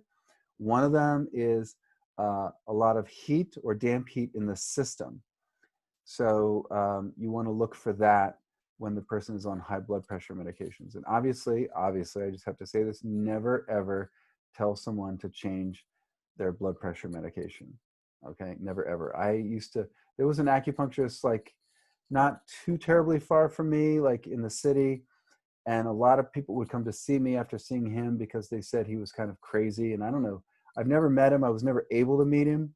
Like I've tried like calling him a bunch of times. He would never answer my calls. But he eventually like moved away or maybe lost his license. I don't know. But he kept telling people like, I'm not going to treat you unless you stop taking all your medications, which is so messed up. Like, don't ever do that. And I don't think you will, because all of you people are very sensible and aware. But this is a really good point for, ironically, treating frozen shoulder. So a lot of medications that people are on can actually become toxic in other ways. So this is a nice point to help clear a lot of the residual heat that's a byproduct of a lot of people's medications, which can settle in the joints of the elbow and the shoulder. This is also good for clearing heat that's affecting the skin, like in skin diseases, as well as hypertension. So really fantastic point for heat in the blood, heat in the fascia, heat in the skin, right? Heat in the muscles, heat in the organs. So if you haven't figured out by now, this is a great point for clearing heat. That's really like one of the main things. Like, so like, you know, you want things to be crooked, like in feng shui. Like crooked adds dynamism, it adds vitality, right? But if it's too crooked, if things are like accumulating things, if it's too crooked and the flow isn't strong enough to navigate that crook in the bend, right, that bend in the river, then things accumulate toxins, and that generates heat. So that's what they're referring to here, is the Shay evil chi that pollutes or destroys the harmony of a site because of its like noxious vapors or toxic influences, right? So in feng shui, that's what that's about. Like if the curve is too sharp or chi stagnation is too great because of a chi deficiency, you can't, or the heat itself is too great, right? From toxins from people's medications, their diet, especially what they eat and drink, then like heat toxins will accumulate in these crooks and these bends, which are the joints, right? So not just this joint, but all joints. Really good for clearing heat out of the joints and the synovial fluids, right? So this really refers to like the, you know, the feng shui site, right? In Chu Chi, right? That bend, that marsh, right? That refers to like a feng shui site. So that's what they're talking about here, is the feng shui of the body and how the qi flows like water and wind, right? Feng, wind, shui, water, wind and water. It's about how wind and water flow through our natural environment. And similarly, that refers to and actually relates precisely to how the qi and the blood flow through the terrain of our own body, right? So this is really good for that. It's an earth point, it's a tonification point when you tonify it. So it's really good for reminding people that there is an earth under your feet. People can become very like heavenly focused, you know, can become ungrounded in their righteousness, can become ungrounded in their pursuit for perfection and mastery and excellence.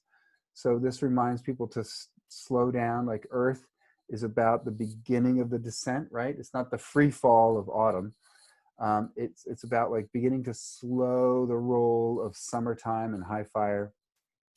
It reminds us to pause and to savor, to pause and to savor. Metal can be very harsh in its constant critical judgment of like things not being up to snuff. There's always more to do. There's always more to dust. There's always more to like futz with, right? The painting is never finished, right? Because you're in this free fall of autumn. It's like, you know, like you're in like sort of this limbo, right? We don't know when it's going to end, and winter's going to come in. So this really helps people to kind of connect to a sense of completion, connect to a time to pause and enjoy and savor what you've done so far, right? To be nourished by what you're doing. A lot of metal CFs are really about the cause, the mission, and there's always going to be more to do, right? There's always going to be another hungry person to feed, another poor person to enrich, another depressed person to uplift. You know, there's always more. I mean, it's never ending. It's not going to end. It's going to go beyond our death. So, you know, there's always be like another sick person to heal. So how do you take time to take care of yourself? How do you take time to savor and enjoy life and the things that are enjoyable and potentially enjoyable? How do you get a harvest from what you're doing to look back and say, yeah, you know, we're doing some, you know, we're doing some good stuff here, doing some good stuff. All right. And, you know, that constant striving, I mean, it burns people out. And this is the antidote for burnout and heat, right? Physically, emotionally, right? All right, so large intestine 15, I'm skipping up to large intestine 15. Really awesome point. When done right, it should not be painful and you should be able to needle it fairly deeply. It is the fulcrum between our torso and our limbs. So this is the fulcrum between our intentions and our doing, our being, right? You know, we put intention into action, right? With our hands, with our arms, we're reaching out into the world, we're doing stuff, right? So this is the fulcrum. So, you know, if we get too fixated in the past, especially our losses, especially the things that didn't like work out well, our mistakes, again, large intestine is like a lot of regret in large intestine and liver and gallbladder, right? You know, this can manifest physically as frozen shoulder, inability to lift our arms, to outstretch our arms, right? It's our inability to be powerful and active and engaged in the world. So on a physical level, this is really great point for shoulder pain, shoulder weakness, you know, wind damp, getting stuck in the joint of the shoulder, right? Inability to raise the arm up to the head. It's also a very cleansing point, so it's good for clearing wind heat out of the joint, but also wind heat out of the upper body. So it's often a point I combine with large intestine 4 and large intestine 11. On a physical level, you know, it's about, again, like a lot of large intestine points, moving heat, damp heat, wind damp heat that's obstructing the flow of the channel. So this could be a good point to use for an injury by exterior pathogenic wind or heat or damp. And that's your classic, you know, painful obstruction. So that could be from overuse and a weakening of the area in the joint in the environment of, you know, an external pathogenic factor, which finds its way in because we've become weakened, the area's become weakened, and then the weight sheet becomes weakened and it's susceptible to invasion. So, you know, we do a lot of overwork and then we ice our shoulder. We do a lot of overwork and then maybe we overheat it, right? Or we don't do anything for it. And then we eat Doritos after like working out in the yard all day, right? And then we eat some like sugary thing or some sugar drink, right? So there's overuse and an invasion by external pathogenic factor. There's also traumatic injury creating local stagnation of chi and blood. I've fallen down, I've banged my shoulder, right? I remember, well, actually, I don't need to go into that.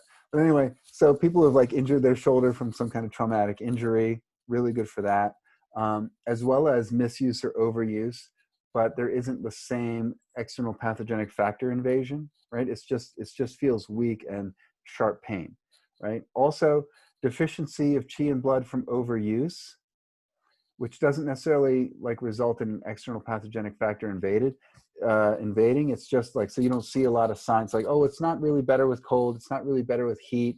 It's not really worse in the damp, rainy weather, but it's really stiff and sore. So that's more qi and blood deficiency from some kind of overuse, okay?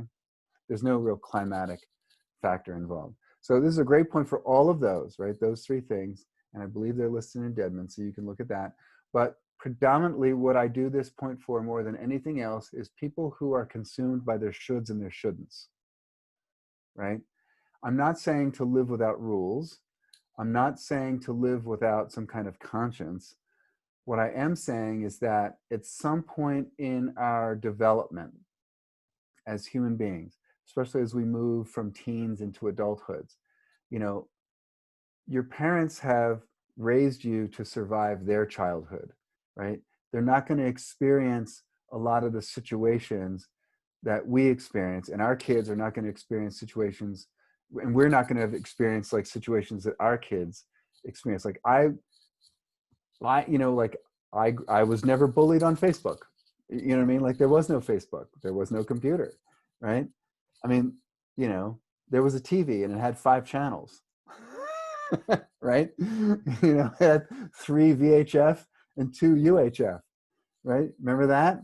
Right? So again, like my grandparents, it's like, I remember when like they told me like when like grandfather like got a phone in their house, and he's like, and his mother, his foster mother was like, I can't believe people can just like call at any time of the day or night and just like interrupt you. Like, what the hell is that? Right? I mean, you know, like we're like, you know, we walk with our phone, we're praying for an interruption. Right? Right? It's like, God, I hope somebody texts me during this lecture, please, God. Right? You know, like, right? So, you know, I mean, half of you are probably on a screen looking at something else while I'm talking, you know, whatever, right? So, so there's a lot of good conditioning. There's a lot of things that we experience that like our parents and the people that raised us or had influence over us never had to experience. So they've given us a lot of really great conditioning. You know, don't leave the house without wearing clothes, right? Like brush your teeth, right? Use your turn signals. Like, don't be a jerk. You know what I mean? Like there's a lot of really good conditioning. We've got a lot of shoulds and shouldn'ts that are very valuable. But then there's some that maybe don't quite fit us as individuals or fit us anymore in this phase of our stage of our existence, right? Like some of you were raised with a lot of like this is what women should do. This is what women shouldn't do. This is how men should be. This is how men shouldn't be. You know, this is what it means to be a Catholic. This is what it means to be a Jewish person. This is what it means to be a Muslim, right? There's a lot of shoulds and shoulds. And I'm not saying like toss them all, but I am saying like we have to make an NBS assessment of whether they really still fit or not. And this is a really good point for people who are sometimes like weighed down by their burdens, weighed down by their obligations, and weighed down by the things that they should do or shouldn't do, right? So, you know, treating this artist patient, he's like a phenomenal artist. He was an art teacher at this local high school, wasn't making great money, super creative, nice guy. He was in this like Christian biker club, right? You know, so he had this like awesome Harley, 2 kids. He's got like, you know, Bible verses on his checks back when people used paid for things with checks, right? So, you know, very devoted to his family, wants to be like a good Christian, a good father, a good provider. You know, I should be this way, I shouldn't be that way. And he was always taught, he was just hammered by his parents that like, you'll never make a living as an artist, you know, like that's just distracting you from like your real work in the world, and you should be doing something holy, and you should be doing something that like praises Jesus and honors God. And like he was really into that for a long period of time. And like and so he was doing this job. Actually, sorry, he wasn't an art teacher yet. He was doing this like mundane work which was like killing his soul. And it was like he was really caught, and he would talk to me about it. He's like, you're the only person I've ever talked to about this on the planet. And long story short, like he started to get like he came in for like heart problems. This guy was having like heart problems. He's like 35 years old, not really that old, or 32. He was 32 years old, 2 kids, like heart problems. He was having like congestive heart failure, and he was also having like a lot of shoulder issues. And we talked a lot about, how to apply the concept of the Tao to like his Christian reality. And long story short, like he really had to re-examine his shoulds and shouldn'ts, his thou shalt and thou shalt nots. Again, you want to use those as positive tools to help your growth and expansion as a person. You don't want to be caged by them in a way that becomes toxic. That creates stagnation. And lo and behold, when he started to entertain the possibility of like doing more with his art, and I've seen his art, I actually own some of his art. He ended up getting a job as like an art teacher, like in charge of all the whole art department. And he was actually making more than he was at his other job, and he was getting to do art. So, like he like never even like entered his mind, right? Because he was so bogged down by his obligations and his shoulds and his shoulds. So this is a great point for people who are like fixated on their mistakes, people who are fixated on the way they should be or the way they shouldn't be, or they are a certain way, and they, people leading like double lives. Like maybe, you don't identify with a certain gender, you don't identify with gender at all, or you don't identify with the culture that raised you. You feel silently drawn by the stronger pull of what you really love, says Rumi, in a different direction. Like, how do you manage that? So people who are leading like dual lives, like people who've like got multiple families. I mean, it's a lot of people do kind of crazy stuff, So this is really good for, like detoxifying the unnecessary shoulds and shouldn'ts that are generating stagnation, that are creating stagnation, that are generating heat, and heat is agitating the mind and the Shen. They're upset about this, right? This is an awesome point for that. Can't do it enough. I feel people that should be like walking around with like press tacks in large intestine 15. Like, get over it already. Be yourself. It's okay. You're allowed. You know what I mean? Like, if heaven made you this way, like maybe heaven's okay with it. Which brings me to large intestine 18. Another awesome point. Again, like it's a window of the sky point. So like all the windows of the sky points, especially on the on the Fu, excuse me. I always think like Zong should be the yang, because it rhymes with yang. Zong rhymes with yang. So like, I don't know. It just doesn't make sense in my head. I agree wholeheartedly, but I remember it by Shang is not young. So I like that. Yeah. Or Zong is not yang. Zong is not young. That's what I mean. Yeah. But it makes sense because Shang is the middle note. So it's very, very apropos. So it frees us from the prison of our perspective, right? It joins the mind and the heart. It links the head with the torso. So obviously it's good for throat stuff. It benefits the throat. It benefits the voice. It alleviates coughing and wheezing. It helps with rebellious lung qi. Lung qi should go down, not up. So coughing, sneezing, stuttering, that's the lung and the pericardium together. So large intestine 18 is really good for all of those physical things. And it is right here, like at the back, sort of like between the heads of the sternocleidomastoid, right back in the SCM muscle, sort of level with the Adam's apple or the Eve's apple, right? We want to be, discriminatory here. So you have to press into the muscle to find this point. You may even have to have the patient turn their head away from the direction of where you're needling it. And you have to really press in there, but do be gentle. If the patient starts to lose vision and get dizzy, you're pressing too hard. You're now occluding the artery. We don't want that. Right? So, but they're going to feel this point. It's not going to be like, wow, I wonder if I got this point. They're going to go, right? You're going to get this point, and you're going to know they've gotten this point. So this really frees them from the prison of the perspective that generally involves some kind of dissatisfaction or disgust, right? Like, this is like the grumpy old man point. You know, this is like, get off my lawn, you pestering kids. You know, I'm going to sit here and drink my light beer with my shotgun on my porch. Right? So think about like Clint Eastwood in Gran Torino, right? Right, with his like chewing tobacco and his crappy beer on his porch, like annoyed at how crappy everyone is and kids today, right? So there's a lot of disgust, a lot of hypocritical behavior, right? So this is really like clearing the rubbish off the filter that we sort of perceive life with. You know, the capacity to create an observer that's more like what the creator maybe observes. Maybe, I mean, who's to say? But I doubt it's like what we observe. If you are into like the whole idea of a creator, if not, like, you know, like, how do we let go of our own filter to be more at one with the Tao, with the nature of just what is?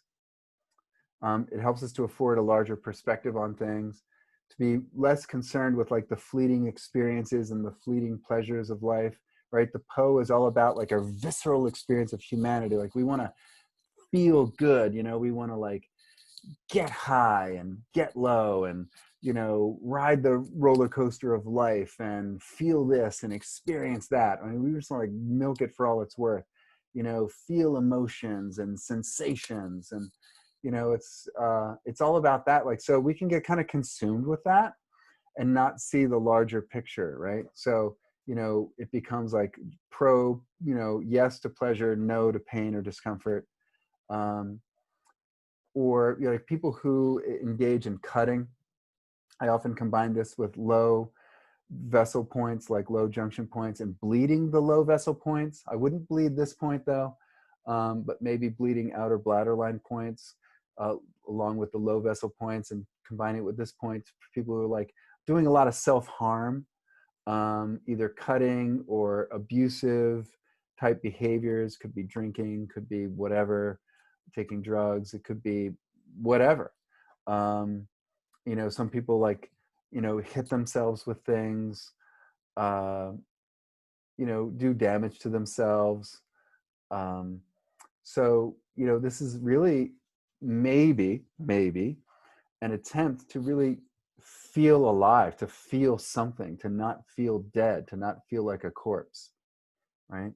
So we need to reframe how people do experience that, right? So this is another point to really help, you know, open up a perspective to really feel our physicality, to feel life, to experience life in a new way that's more about arousing and enhancing our vitality, right? To let go of the rubbish that's in our head, to let go of the rubbish that's in our soul and our spirit.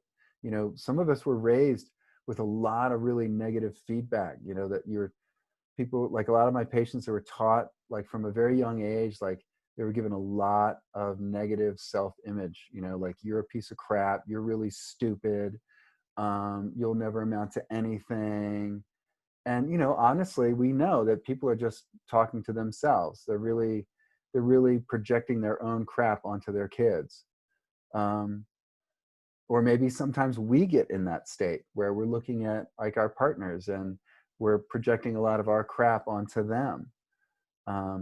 So this really helps to kind of like let go of that tendency and help us to be more present. You can combine it with large intestine 1 or large intestine 4. If there's a lot of heat that's agitating the Shen, you can combine it with large intestine 11 or 15, right? So even large intestine 20, which we'll talk about right now, which is a phenomenal point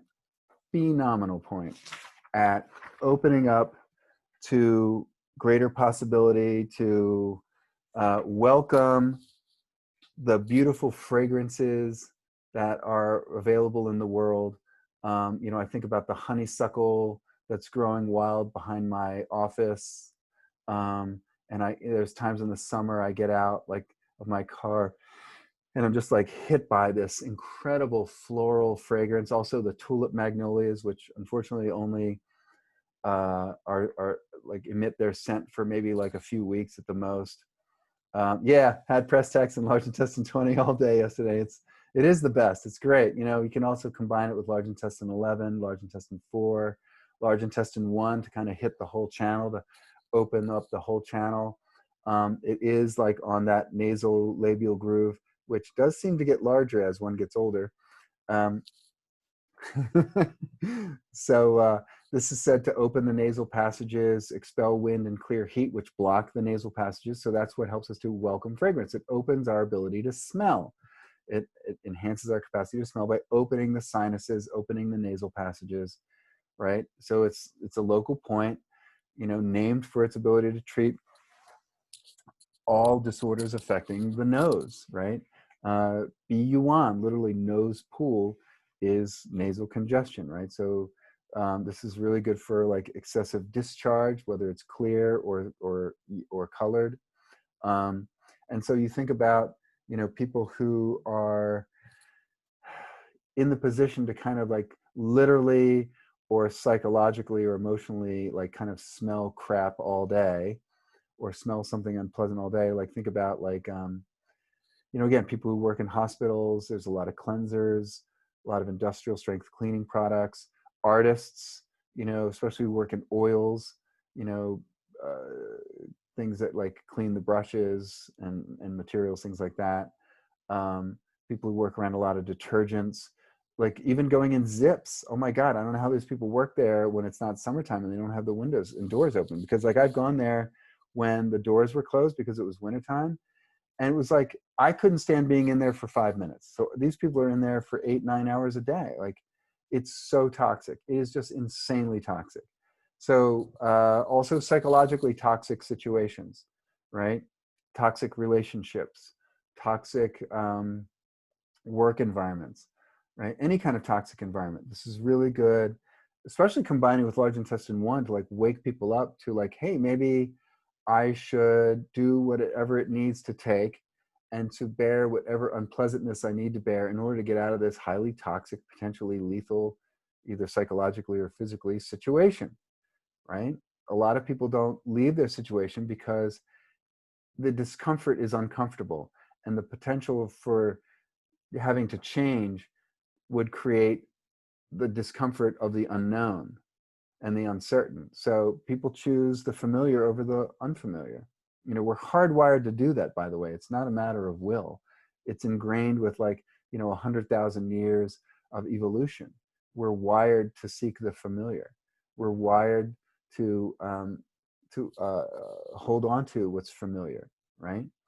To hold on to what's known and not the unknown. So, you know, like think about people like leaving a toxic relationship. You know, maybe they stay for financial reasons, or, you know, for security reasons, or for status reasons, right? You know, I'm thinking about my patients who don't want to leave their partners because of other considerations, because they don't think either they're worth it, or they'll find somebody better, or that they're unwilling to be like physically uncomfortable for a period of time. You know, I mean, some people literally like, you know, they are kind of stuck, and I'm not talking about that situation, but, you know, they may not have any other resources or capacities. And so we have to be mindful of that and not be pushy. But really, you know, to see if there is another possibility of like being with the uncomfortable, being with what kind of stinks temporarily, so you can find something beautiful smelling and fragrant later on, right? And I think about like so many of my female patients who are stuck in these really awful relationships. One, because they don't think that they have really low self-worth. Or two, they feel that, you know, they're nothing without the other person, not recognizing that they have all these valuable friendships and family connections or other connections. You know, like I tell my patients, I was like, look, as long as you know me, you will never be homeless. I've got 2 guest bedrooms in my house, and there's no way I'm going to, you know, like if it ever gets down to it, like you will not be on the street. right? So that's something that I'm willing to do. Maybe some of you can't, but you know, I'm willing to face the, like, you know, like people need to be able to recognize the situation and the possibilities that exist in that situation, and to recognize what new could come in the future, right? And this is a terminal point, right? And so what does it connect to next, right? What's the next point? Anybody remember what's the next point after large intestine 20? In the Stomach Meridian one. cycle? Stomach one. Stomach 1, right? Receive tears, right? So, you know, this is a point, I like stomach 1 kind of like wigs me out a little bit. It's the one point that really intimidates me. I'd rather do CV1 than stomach 1, because just the eyes creep the hell out of me.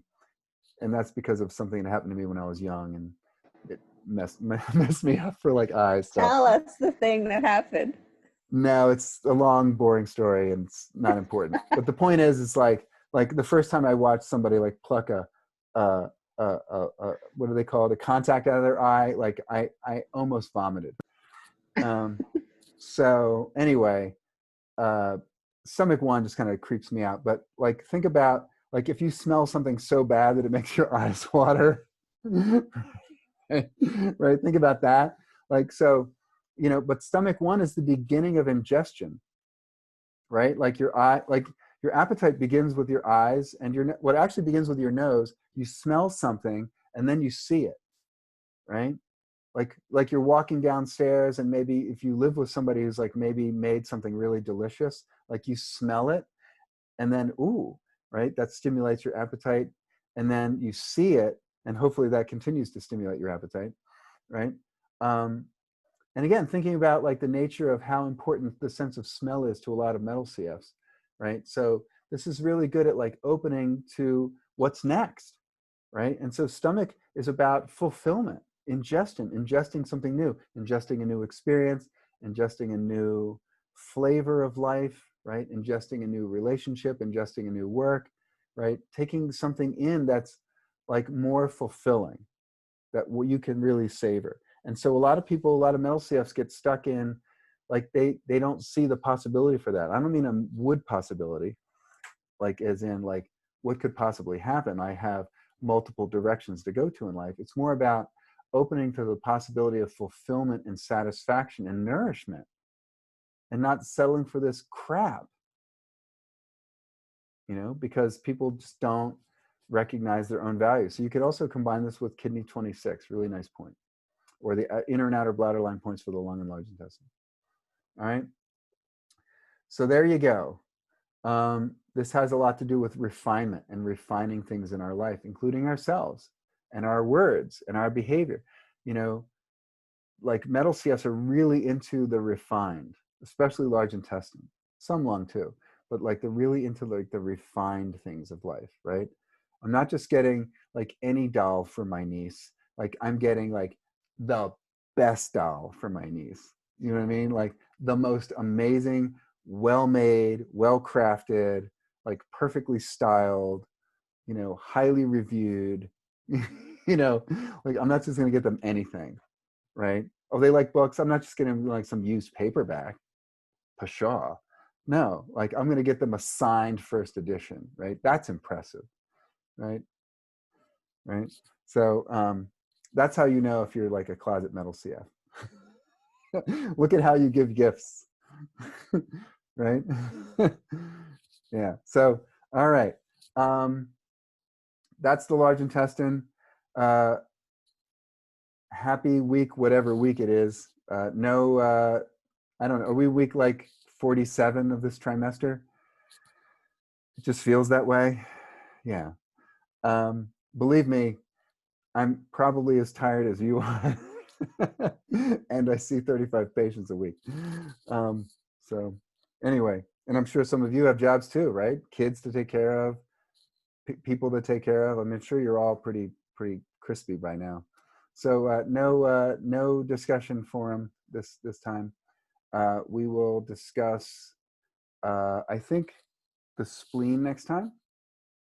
And make sure you watch the stomach videos, and you can watch as many of them as you want, but at least watch all the command points, the videos on the command points. All right. Happy Tuesday. Blessings to everybody. Be well. Thanks, time. Thanks, time.